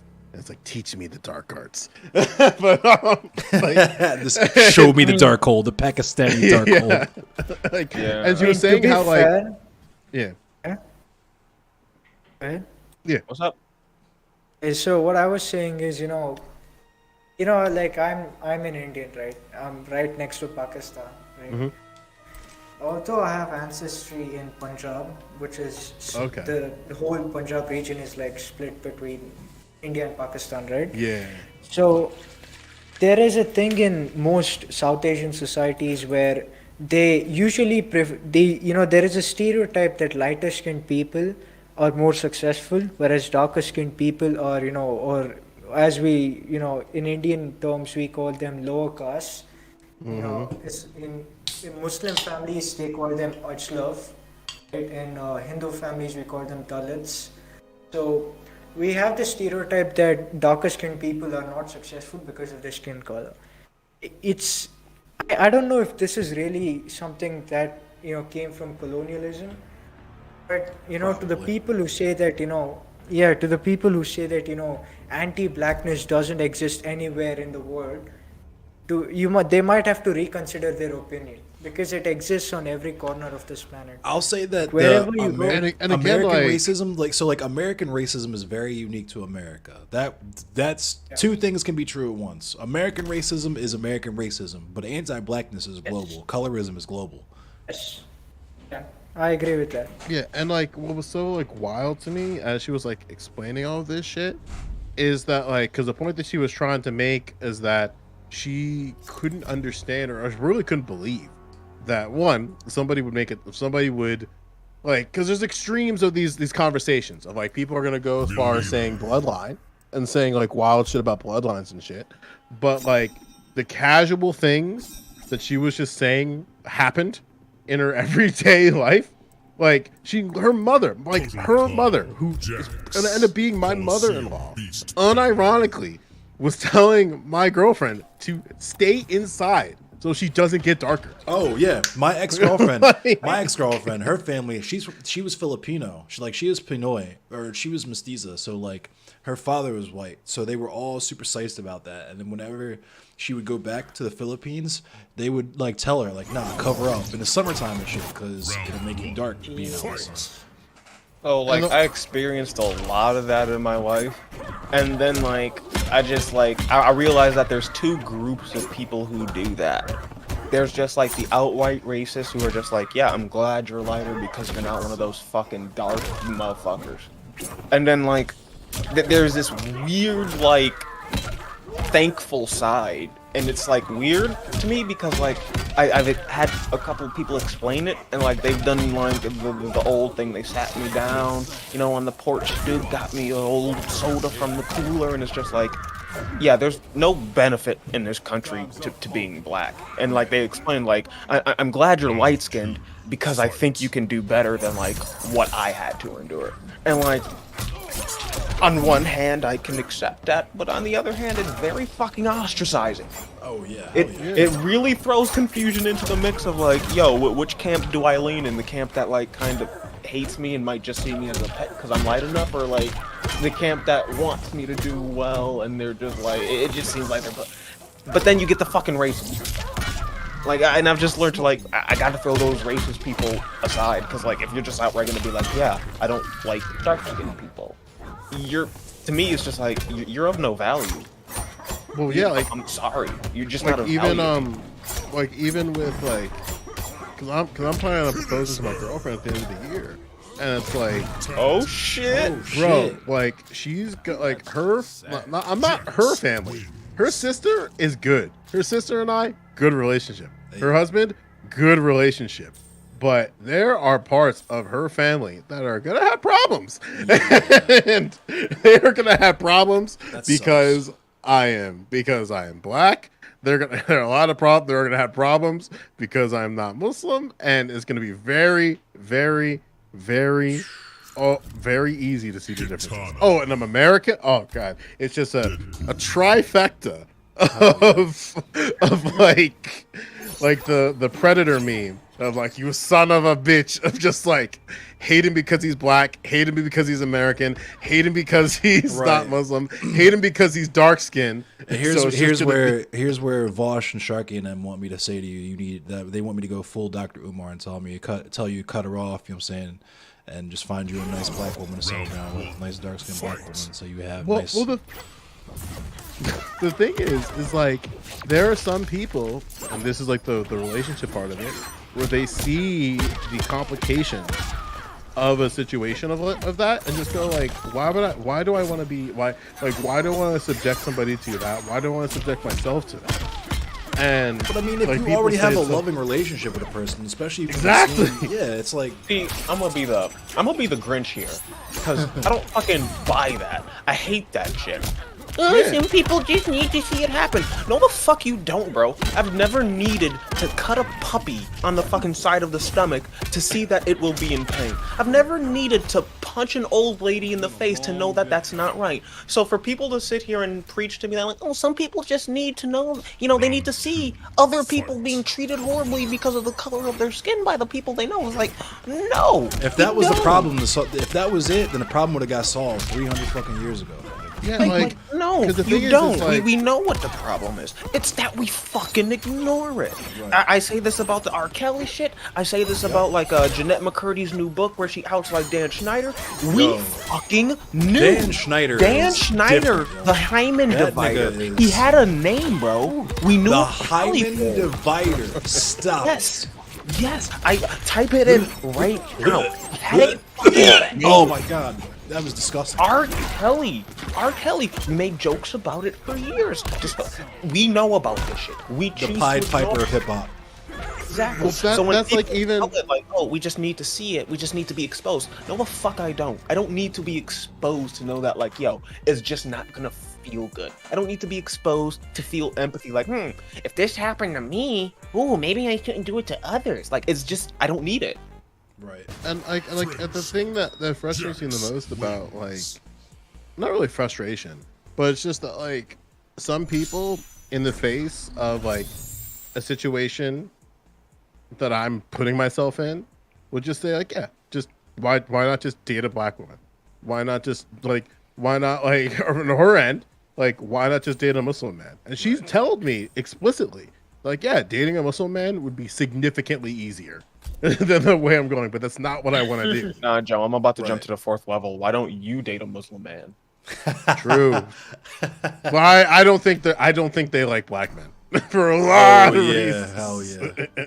Okay, I have a lot of evidence to support that claim. Can confirm. As a member they're of not the big fans of the Negroes. LGBTQ, I'm not getting into that, bro. Like, no. Well, I'm not even getting to that part. I don't think we'll even make it past the black part. We can't even get to the gender identity. Oh, I mean, I'm talking about like the intense, and I mean really intense racism and like the whole LGBTQ that just goes completely overlooked because it itself is also a marginalized group, and it's like, oh yeah, damn, they get defensive about that shit too.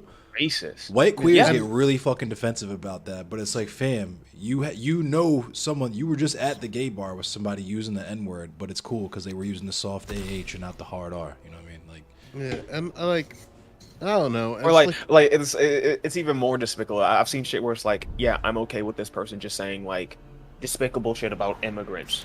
You know, talking about like, yeah, I'm glad Trump locked them, and it's like, why'd you do it? I wanted, and then they like twist their hair, and it's like, I wanted to get a nut, and it's like, tail of twin rabbit. It's correct, and I don't know how I didn't immediately think about this. They'll put no rice, no beans on their grinder.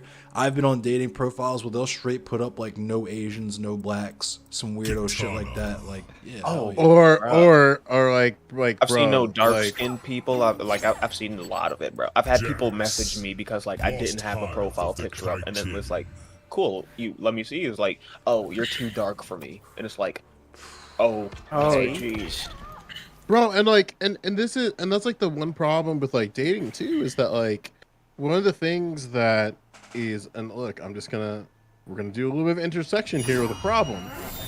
Being black on dating, like all those fucking manosphere men complaining about how women don't swipe to them right on Tinder and shit, and it's like, bro, you don't know what niggas face, because we like, if you are black on these apps, you are debuffed on debuffed on debuffed. Right. Like, oh, bro, I'm not even gonna say just on apps, bro. I'm just gonna say the dating, the whole dating sphere, the aesthetic is a white man. In America, like, again, I'm not going to speak on the rest of the world. I'm not going to do y'all like we do it here because we do it fucking dirty. Right. The aesthetic is white man. Like, you look at the aesthetic people have of, like, I'm a variation of a white guy with a square jaw and, like, goodly trimmed facial hair. And then whatever fucking fancy-ass clothes that make the aesthetic work for those people. And then, like, they're willing to make exceptions because not everyone can have that. The main fantasy is like, you know, that one perfect knight in shining armor, and it's like, it's just pushed to us. It's been pushed since day one. No one really talks about it. You just kind of let it slide. And then you get weird shit like this where it's like, no rice and beans. No, you're too dark for me. Oh, yeah. Sorry. Or the exact opposite where it's like, ooh, I want me a black man because some preconceived notion. I want me one of these Asians because some preconceived notion. I'm sorry, there Joy, was this. you off. Hop in because I know Ruhan wants to come in here. Yeah, hop in. Yeah, I had to bounce real quick. So I had to pick up my girlfriend, but like, I vividly remember because listen, I risked it all. They quit. This person just quit. They got command grab to fucking. Her name was Dana, and in her profile, it said black men only. And I was like, I was down bad, and you're like, you know what? Respectable. Let's play dominoes.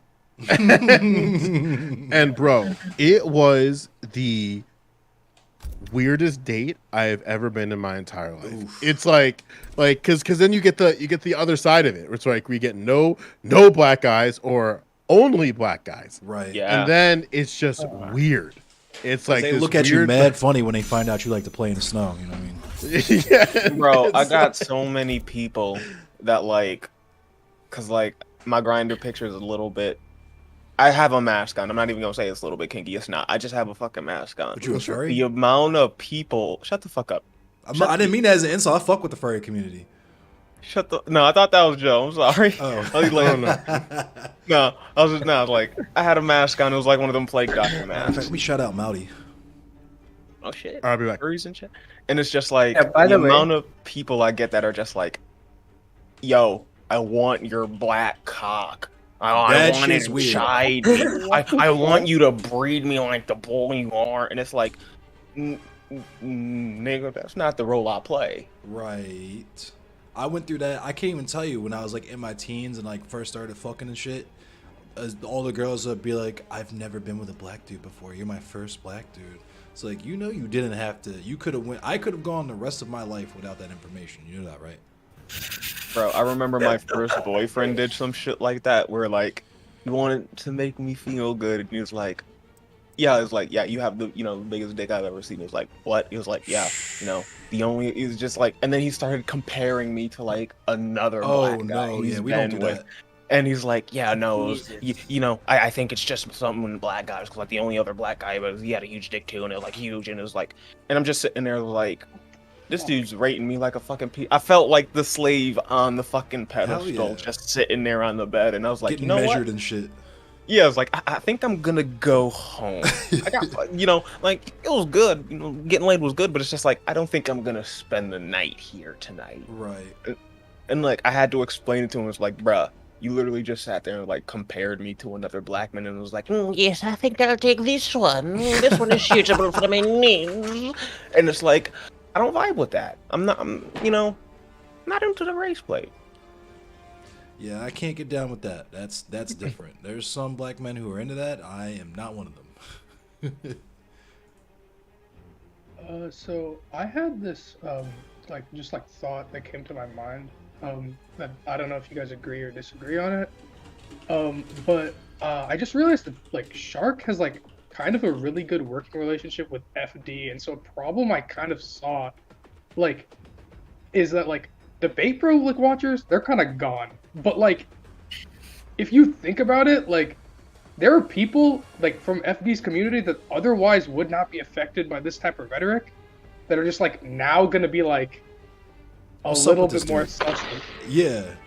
Like, no, I don't want. I'm not calling like taking shots at anybody, but like, I think there's something there that like deserves to legitimately be talked about. And I think I'll it's, say this, that kinda because I don't want to spoil. Oh my god, no, I'm quitting. I can't deal with another person with a scuff mic like this.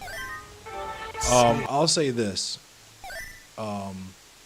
There's people working on content related to that and Shark's behavior in the space and ways that he's behaved towards other black people and other black women and so on and so forth. I'm not trying to spoil it, but yeah, but when I say that people in that community have been sus of him before we interacted, and I feel like that will just more so be confirmation. that's 100% for sure. Because like, if Yeah. that's the case, I think that's Yo, a shout good out to thing. Mouty, thanks for the raid. But But yeah, I think that's a good thing that if that gets called out. That's- my only thing is it's like if like there's some sort of thing where like people are like, actually I'm gonna lay off on it, and then it's like, well, now that you have a ton of people that you like that watch you, that interact with your content, and a lot of the other like white creators that like interact with FD and stuff, they're like super fucking cool with Shark, because like, no offense, like Noah Samson does not fucking know better. Like, I'm just gonna call him out straight up. I do not think, like, I did a lot of reading when it came to that Professor Flowers thing, where it came to like really understanding her position. Right. Like, he did not do that when he like made his videos, and like that, and like it's fine to like call out Wash, because like honestly, like fine, like I'm chilling with that, you know what I mean? But it's like he did not put in the effort that it like is really needed to like understand this fucking like these really nuanced topics. And shout out to Demon Mama, because Demon Mama Oh, actually yeah, for sat and had that, not in person, but I was in chat and she was asking me questions to actually elucidate some of that shit. Whereas I feel like, because I was talking about this the other day, where people build up these cults of personality, especially when their brand is built around being the most correct and being the most base or whatever weirdo shit. To where there's got to be a hero and a villain, right? So there is no nuance in between whatever Shark and I were saying right? Because some of the shit that Shark was saying was valid. You know what I mean? Like, yeah, for if sure. you want to love whoever you want to love, and not give a fuck about how the world sees you, then that's cool. You know what I mean? But we couldn't do that because motherfuckers are so quick to be like, yeah, this fucking anti-race mixer guy fucking got dunked on. My favorite streamer dunked on this anti-miscegenation guy, and it's like, okay, dude, like, yeah, so fucking I'm ridiculous. just, yeah, it's just, I'm worried because there's a lot of people that don't interact with this space that watch Shark. Just on isolation. Right? There's a good solution to it, in my opinion, and it's like the few people that know about it, like, think, you know, if it's a problem, because like I don't watch this nigga's content. It's boring. He don't make But, like, content for niggas. That's the other thing I figured out after the panel when I started. Bro, I I can't even like listen. I can't even give him that excuse. I like fucking SCP videos and fucking history vlogs and shit. So it's like I'm not exactly the purveyor of nigga content, but it's like it's just fucking boring. Like, I'm sorry, I don't want to watch a liberal suck Joe Biden's dick. To be honest, true facts. Most.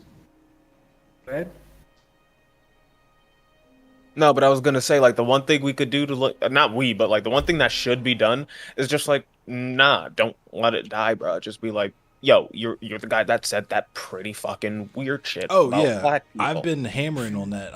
I bring that up all. It's just like with Stardust, how like fucking Testy Johnson, whatever that fucking dumbass's name was, tried to say that I was doing 14 words, but for black people.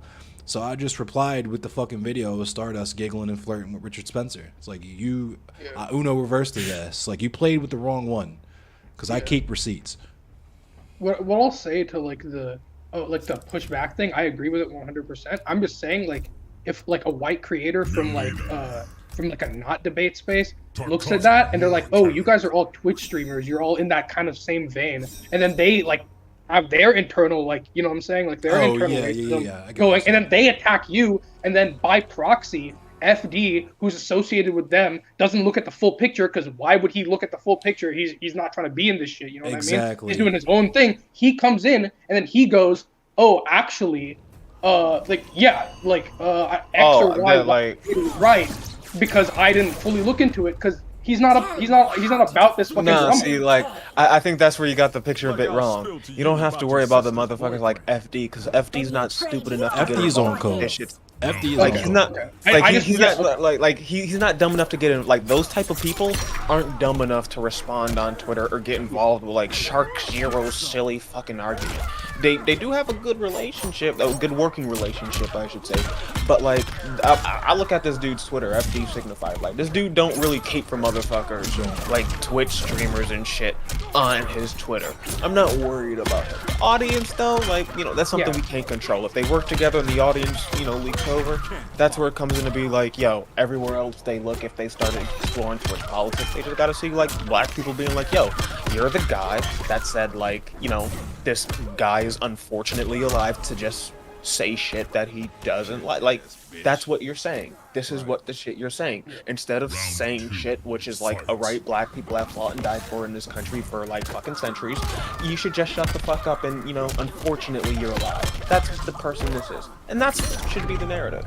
Can't control the Twitch algorithm, but like FD Signifier is not gonna cape for anyone. I'm not worried about it. He's smart enough not to. Yeah, I'm not. These non-debaters, it may seem like it to us, the viewer, that like, oh, we gotta.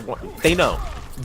Honestly, the thing I'm most pressed about is something that's already happening. Is Vosh has caught wind of this and is now watching just Shark's version of it or whatever, and you know, he's talking to his audience about how I'm a racist and all this, that, and the third.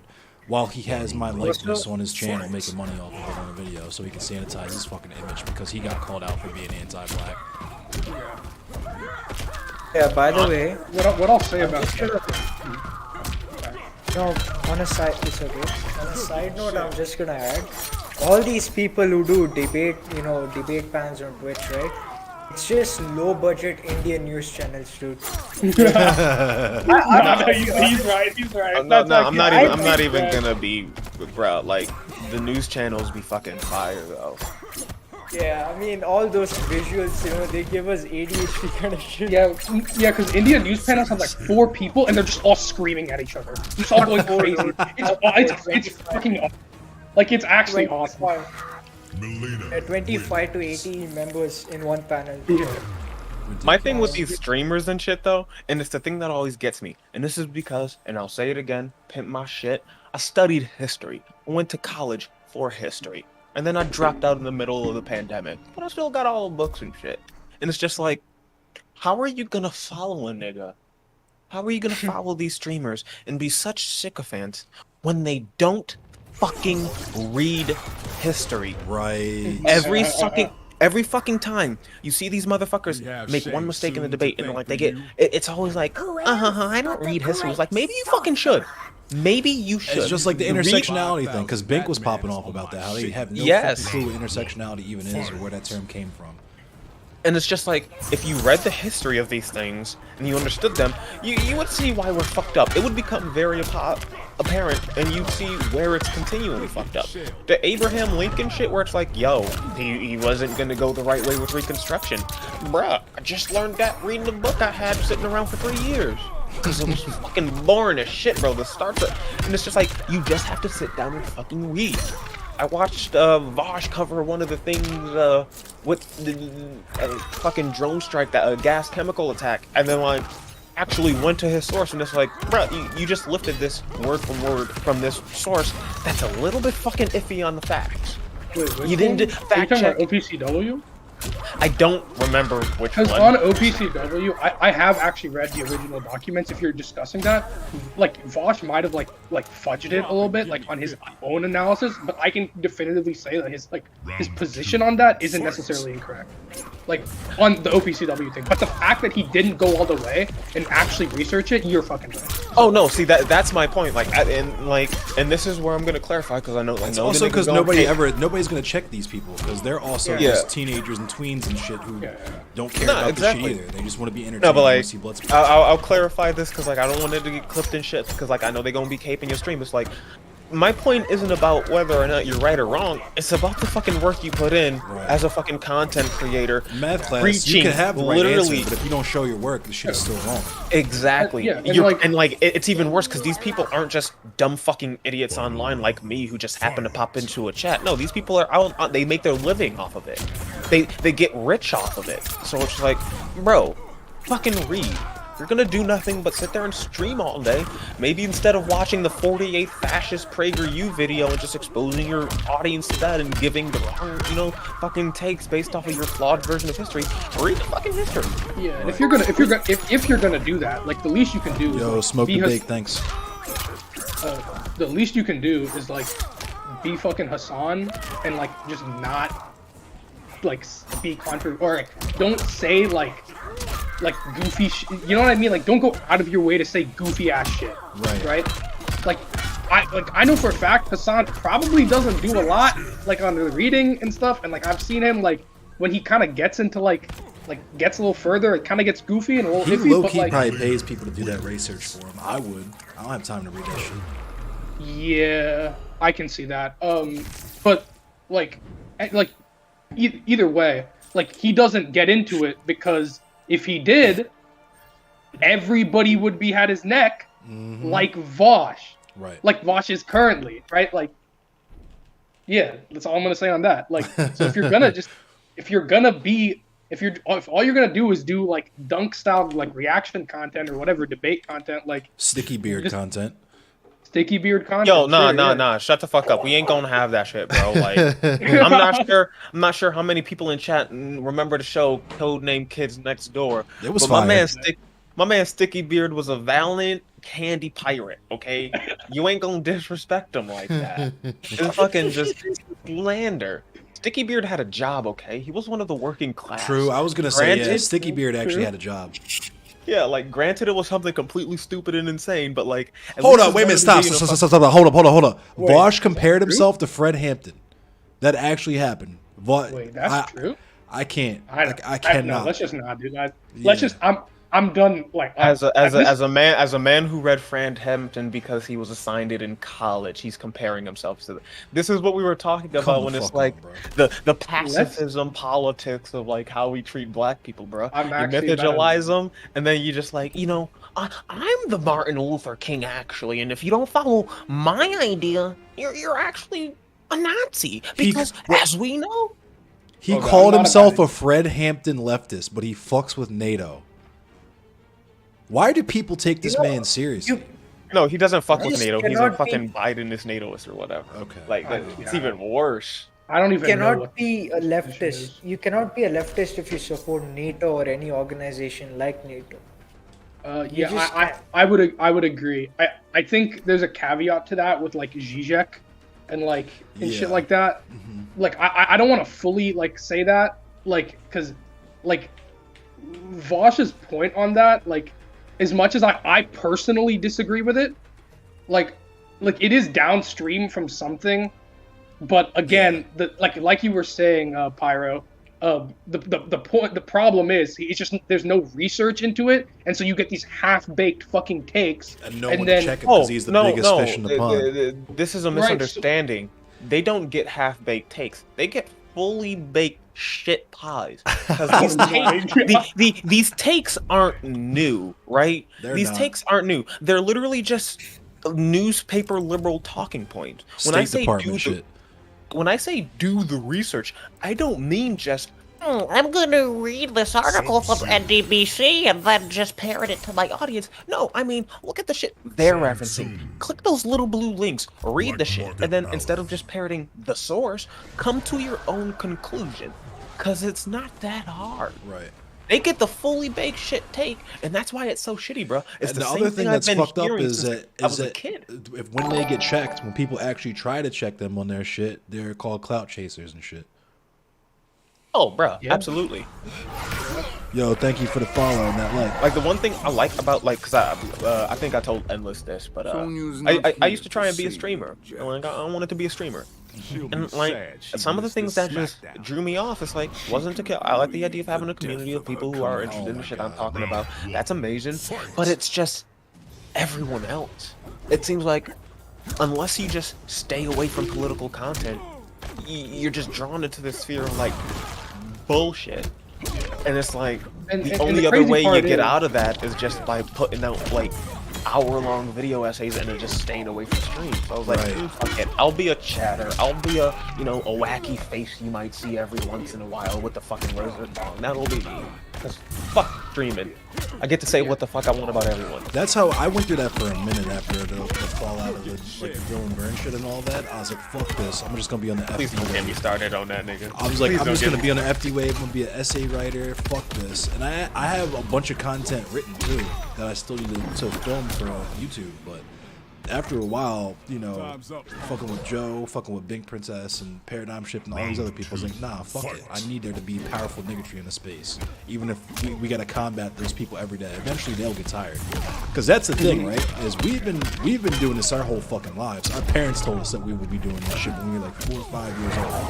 Racist people are gonna exist. They're gonna be dickheads to you. And it just is what it is. But these motherfuckers have only been on the platform doing this debate pervert shit for like 4 or 5 years at the most. So it's like, for me, like, and like you right, I don't want to make it seem like I'm like, nah, I'm not disagreeing. For me, it's just like I've been thinking about this shit my entire life. True. Like when like, and I'm sure you probably have the same experience because like I followed you for a little bit. Like I saw you talk about how your grandma was like a little fucking slave. My grandmother's a sharecropper. Not the same.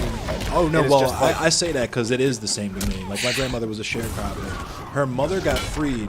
So my grandmother's mother got freed, but her grandfather, and her grandfather's father were both. They were both slaves, at least on her mother's side, the Markham family. I have pictures of them together and shit.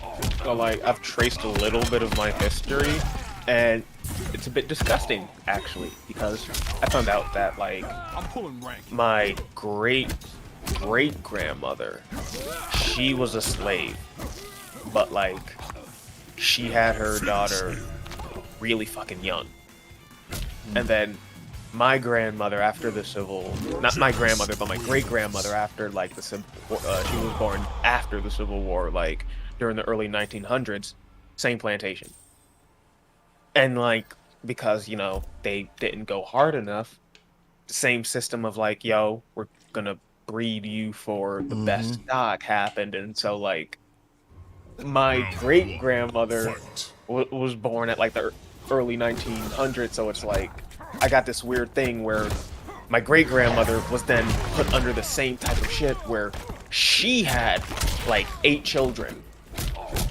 Damn. Like yeah, she was. my grandmother was the youngest of 10 kids.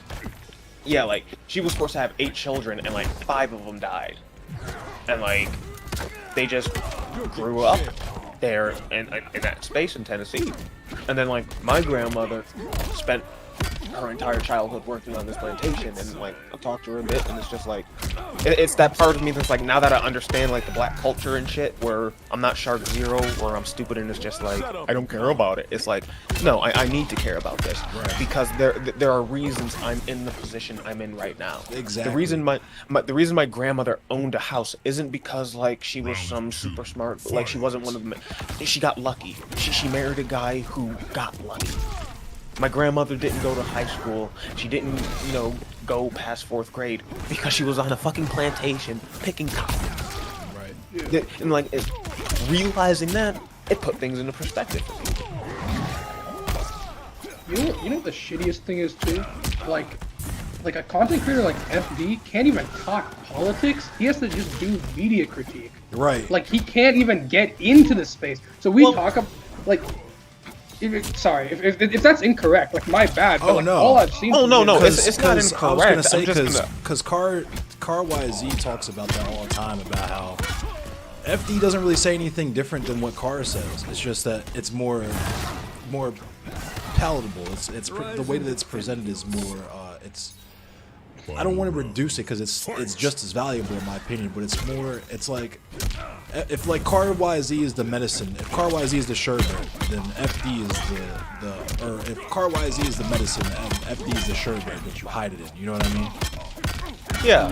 And I agree, and I think that's like FD's newest video that just came out. He talks about how he's not supposed to be here, and like to me, I was like, I'm not 100% on that because like. White supremacy does not fuck up, right? And that I think you explaining the Sherbert thing kind of puts that into perspective where like maybe FD's missing that, where no, you are supposed to be here because they won't let you go far, like as far as you want. Oh yeah, it's I mean, look at Sharky. That selected Negro syndrome is a motherfucker, you know what I mean? Let me defend video. You get picked to be in a certain position, it's really tempting to like there's that level of imposter syndrome that sucks and shouldn't exist, because if you're in a spot that people love you, people fuck with you, you deserve to be there. But you always have to remember the system that you exist in, and certain specific people always get handpicked for a specific reason. And that's something you always have to be mindful of, so you got to keep it real 1000% of the time. Like, let me be real for a second. I think FD Signifier in his media critique, he's exactly where he needs to be. Absolutely. Like, for the simple fact that, like, and like, I agree with everything you guys said. I'm not saying this to disagree. I'm saying it because of, like, I notice people, like, you know, do the verses, like, politics versus media critique. I think media critique is more important. Yeah. I think I agree. More important. Yeah. Media I'm just like, saying that he's barred. Yeah. I'm just saying he's barred from entering that space. No, I don't think that's true. Like, I think when we talk about politics and when we talk about media, FD Signifier is doing a great thing of blending into and just pointing out the obvious. Yeah, like, I'm just saying he's like barred from like the construct Twitch of the debate space. and shit. Yeah. Yeah, like not just Twitch debate, but like even the video Twitch essayist. Poll. Yeah, not even Twitch poll. Oh, like just like the video essay sphere. Yeah, I'm talking about video essay, leftist video essay sphere. Like the quote unquote bread tube shit. Yeah, they relegate him to a different thing, and that's why he was talking about how we need to break bread, right? He was done with like being like in BreadTube because they never really let him in the first place. Right, they were gatekeeping the shit. Yeah. Like I think they gatekeep the shit, but like I think like if they not gonna fucking let you in, you do your own thing. Right. Exactly. It ends up being better that way anyway. Like, it's better, yeah. Like I think the media. He's not shackled. He's not shackled to anything. I think the media critique he really does is like really impactful. I mean, like not that like y'all watch anime, y'all know Attack on Titan. Hell yeah. Yeah. Oh, I've had his critique of Attack on Titan for as long as the series ended. I was just waiting for something. Yeah, no, like and like that's the thing. But like no, time out. Like that's the thing. I read the ending and I'm just like sitting here like, what the actual fuck? I read that chapter. I'm like, what the actual fuck? The evil villain did the thing, and then like I look around and like all the fans are clapping their head, and it's just like, and then I see this one lone nigga, the one lone ranger standing in the fucking distance in the sunset, bro, and he's just like, y'all realize the nigga just committed genocide, right? Like super genocide. Not even just like regular evil Hitler genocide, right? Multiple Where you go after, genocides were like he involved just in that one. he, Like, he just created he just did super genocide, just like stomped on 8, and it's not even like we can say like, oh, he didn't knock it. Like I read the chapter. Bro directed the Titans to cut off fucking, fleeing people, and it's just like the nigga's evil, but we treat it like it's a victory because Mikasa got a good ending. And it's like, no. We need people to talk about that. And type Armin of shit. was like, "Nah, bro, you're still my best friend." Like, huh? Like what? I watch shows like this shit all the time, and I'm just waiting for it to catch on. And it's like I watched this show called The Orville. And I love The Orville. I watched it. Yeah. I love it. There's this one like every single time, it's like, bruh, y'all take the liberal solution, and it's like, it's just why. Because it's written by Seth MacFarlane, and he is. I mean, yeah, like that's what took me so long. I thought for one That's what second took it me wasn't so about long to to be get that up way to with that. the most recent season. You know what I mean? I'm gonna excuse myself to the bathroom for a second and let you all cook. I'll be right back, ladies and gents. That's fine. Like I watched the last season, and I was like, okay, that's fine. I watched the one episode everyone was praising, like first, the one with the alien and his kid who was like, supposed to be a representation of trans. And for me, I'm watching it, and it's like, oh, y'all completely flipped the roles, because the really traditional father in the beginning is the one who flipped, and then like the parent that went through this trauma and shit, who seemed to like be going through issues with it, is the one that's like, nah, fuck it, we gotta uphold tradition. And it's like, what? Like when I think about what that allegory is supposed to represent, and like the trans issue, and when it comes to parents, and like the way they set it up, where it's like one parent is trans and like it was forced on them and shit like that, like, and then like there's this really conservative parent. It's like you don't usually see the dime shift change of like, no, after one conversation with my boss, my employer, I decided to change my mind. I decided, you know what, let's buck my entire culture for no reason. And it's just like, what the actual fuck? Yeah. Because in no way can I see that in reality happening. Even with like the worst shit, it's like, nah, motherfuckers gonna have a fight about that. Yeah, I think that like comes a little bit better off than like Attack on Titan, which is just like blatantly bad. Oh yeah, no, like there's no comparison. It's just, There's no comparison to super genocide, so it's like like, bruh. Yeah, but it is like, it's really telling to like the writers of like what their kind of like mindset is. I think that's the really interesting thing, where it's like yeah, like it's I like not when... realistic. You can just make a realistic thing, but like nobody wants to do that, and like I think there's a kind of like a thing there. You know what I mean? Like I don't know. I can't put it into words. I'm about to pimp an author real quick. I think people should read like the Timeline 191 series by Harry Turtledove, because like it's the traditional shit like Confederates win, blah blah blah, but this is the one book series that takes that concept and then they take it to the logical conclusion that the Confederates wanted, like Nazis. They took it to that, and it's like, oh, reading the actual realism in that, reading like the different characters' points of view as they're subjected to this, it actually brings a feeling to you. And then like, because this guy's also a historian, it's like, then you go to history and you realize, oh shit, all the fantasy names he gave, shit like the Molotov cocktail, you call it the fire tail fizz or something like that, and it's like, oh, it's actually real. He just took European history, put it in America, and like that time period, it was like, yeah, it was a really compelling book series, like 9 books. And it's like, when you include the realism like that, when you include the fact that sometimes there aren't happy endings, sometimes shit goes horribly wrong, I think those are the most compelling stories. I think those are the stories of like, what happens at the end doesn't matter. It was just a really good story.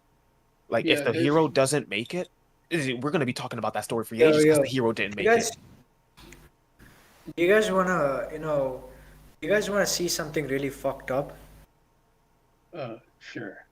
Yeah. I found a book on Amazon written by, one of the most problematic characters on this planet, right? The book's name is Why Everybody Needs an AR-15, a guide for Lord. kids. A guide for Oh. kids. This is a Wait, kid's who is book. this? Wait, like who are you referring to? Who wrote this? I think Matt Walsh wrote Oh, it. I can think of at least a dozen different Yeah. political figures in the U.S. who would have written a book like that. Yeah. I absolutely believe that book exists. I want to answer a question in chat real quick. 'Cause, like, what do you guys think the goal of the ending to Attack on Titan was? I'm just gonna let you guys go up. There was no goal. Like, Yeah. the nigga wrote himself into a really weird fucking corner, and then he got real like FD Signifier just does it amazingly. I can't even begin to describe it, but like he puts all of these like mass shooter quotes in a line. It doesn't tell you who they are until like the end of the quote, and then at the very end is Aaron Yeager's justification for causing the rumbling. And it's the same type of sad, whiny boy, well, I have the power, so I can do it, so I'm just going to. And it's really weird. So I don't know if there's an actual ending to Attack on Titan that makes any sense. Because when I think about it from the most justifiable of like, it's showing the cycle of hate begetting hate, it's like, well, no, it doesn't actually do that because Mikasa dies a happy life, and the war that comes after Attack on Titan, I'm spoiling it heavily, by the way. The war that comes after that entire series, like hundreds of years after, because they did the rumbling, it's like we just brush past that and we just, focus on the ending in the tree. And it's like, you did not tell that story, right? You made all of our heroes for like 3.5 seasons of an anime and God knows how many chapters of a book pal around with the guy who would turn out to be worse than fucking Hitler. That's the end of the story. That's what like that's the kind of thing like I it's just like I can't get over it. And we fucking humanize the guy. We jump into his mind and it's like he's this sad boy who's just upset because the girl said he didn't love him, and it's like, nigga, so you're ending the entire world? Freedom isn't what I thought it would be, so everyone should die. It's like, that's the message. If things aren't exactly the way you like it, super genocide is the way to go. Launch all the nukes, kill No. That's not how you write a story. Yeah. It's pretty fucking bad. On the realism thing, or like adding like real shit into like your story. There's this YouTuber, like Quinn's Ideas. I don't know if you know who that is. I think I've watched a bit of their stuff. Yeah. He like had a review of this book called The Three Body Problem, and it's like fucking amazing. Like the book is like probably the greatest sci-fi book to come out like ever. I don't know, like in a while. Terrifying, that and the Dark Forest and like the third the one. Dark Forest. Like in terms of realism, right? It's super like it's like super not real, but when it comes to its like in the Dark Forest, and like I'm super interested in like state constructs and like shit like that. It talks about how like you don't see other civilizations because the second they pop up, like a bigger civilization will just eat it. Like the second they're seen, a bigger civilization will eat it. And that, like, thinking about that and like thinking on history and shit like that and colonialism, like your gears start turning. And I'm just like, that's really. Well, what's even more frightening in that in the context of the Three Backs. I don't know if you've read the entire series, but the way that they talk about it is like through like this like weird existentialism. So it's like our like the people who exist right now won't experience it. It'll be like people like years, like thousands of years later. So it's kind of like if we were to detect it or whatnot, the gamma ray or whatever that they're using to destroy our solar system is like it's on the way right now. Like it's like it's heading like across the galaxy to destroy us or whatever, weapon that they've sent at us.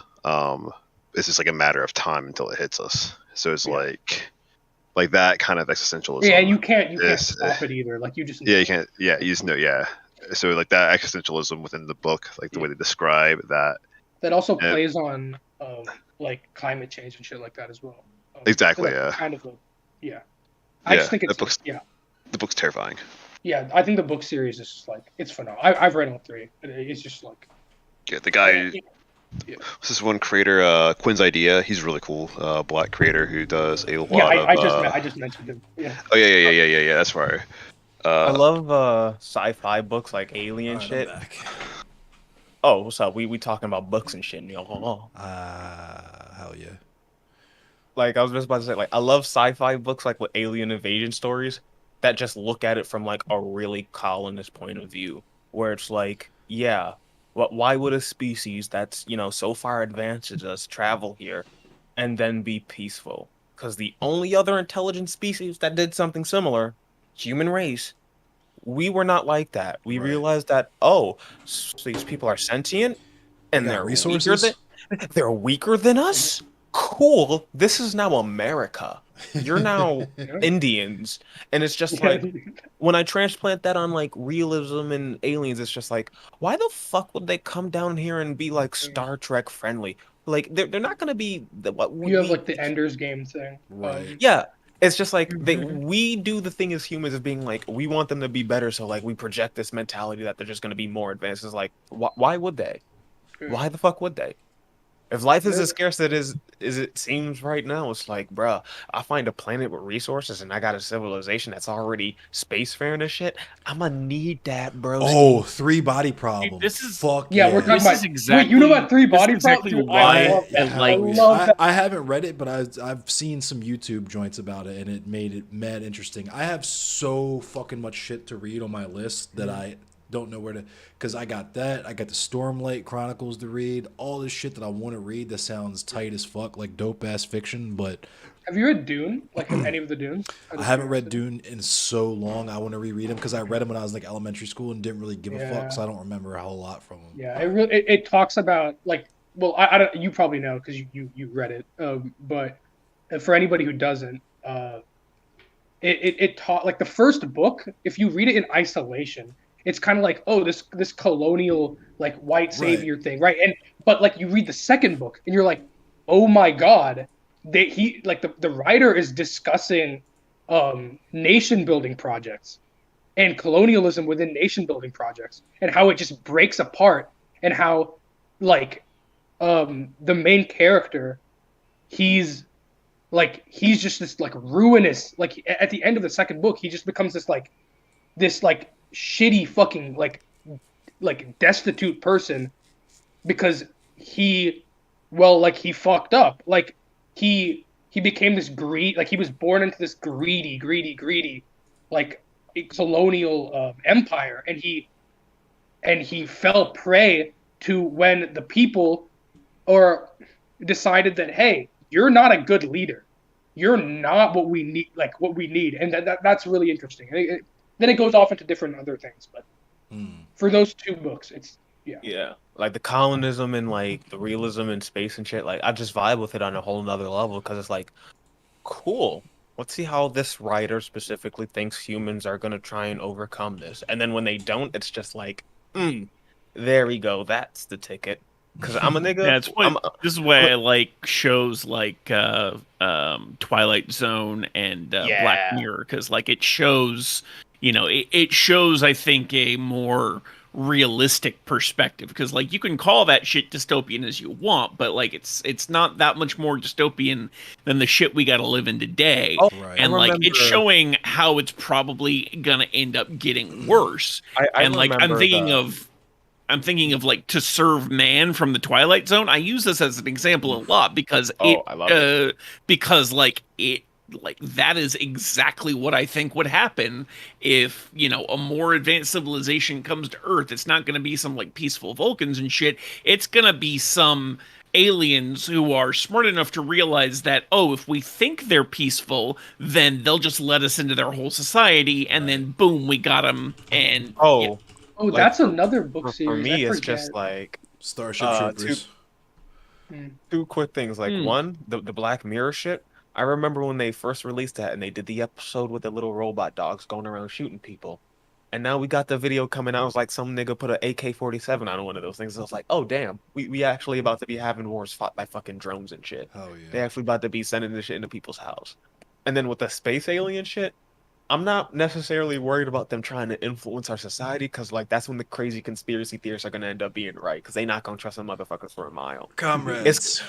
For me, it's gonna be the alien species that's advanced enough to just not give a fuck. Like when we come across like a colony of ants or like some wild animal in the woods that's decided to make its home a cave that we're gonna, do we give a fuck, bro? Like, Exactly. yeah, a bear may be smart enough to defend its young and like, do all this shit. Pigs and shit might be smart enough to fucking, interact with 3-year-old. It's just like, we murder them. We gonna kill them. They make good meat. And that is why I'm a nigga that's just like, yeah, I don't want the aliens to come here. I'm upset that we send out them fucking coordinates to our location. It's like, why would we do that, bro? It's like if Native Americans sent Christopher Columbus a map. Right. Comrades, I gotta end it here because I'm getting kind of tired, so I think I'm gonna raid out. I've loved the conversation. It was dope. I'm glad you guys all came through.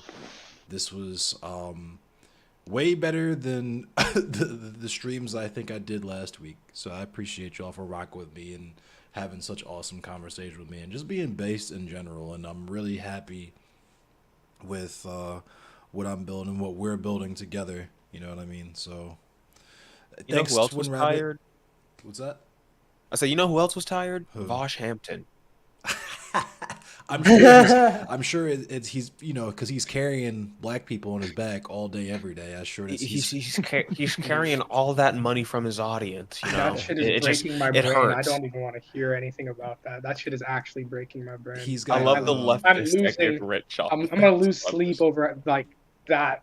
That I almost wish y'all had never showed me that because I'm never gonna forget that shit. But yeah, I didn't need that. We're gonna raid my homegirl Prisma online. We haven't raided her in a minute, so let's show her some love because she's got a very chill stream, very comfy, very cozy vibes, and we support black women. I'm down for some hunt after the fact, yeah. But thanks for talking to me, y'all. I'm gonna be live again Wednesday at 10 p.m. Eastern Standard Time, talking to Talorix, just having a conversation with Talorix. It was going to be about something completely different, but I have a feeling what's going to come up now. But thanks for watching, y'all, and be safe.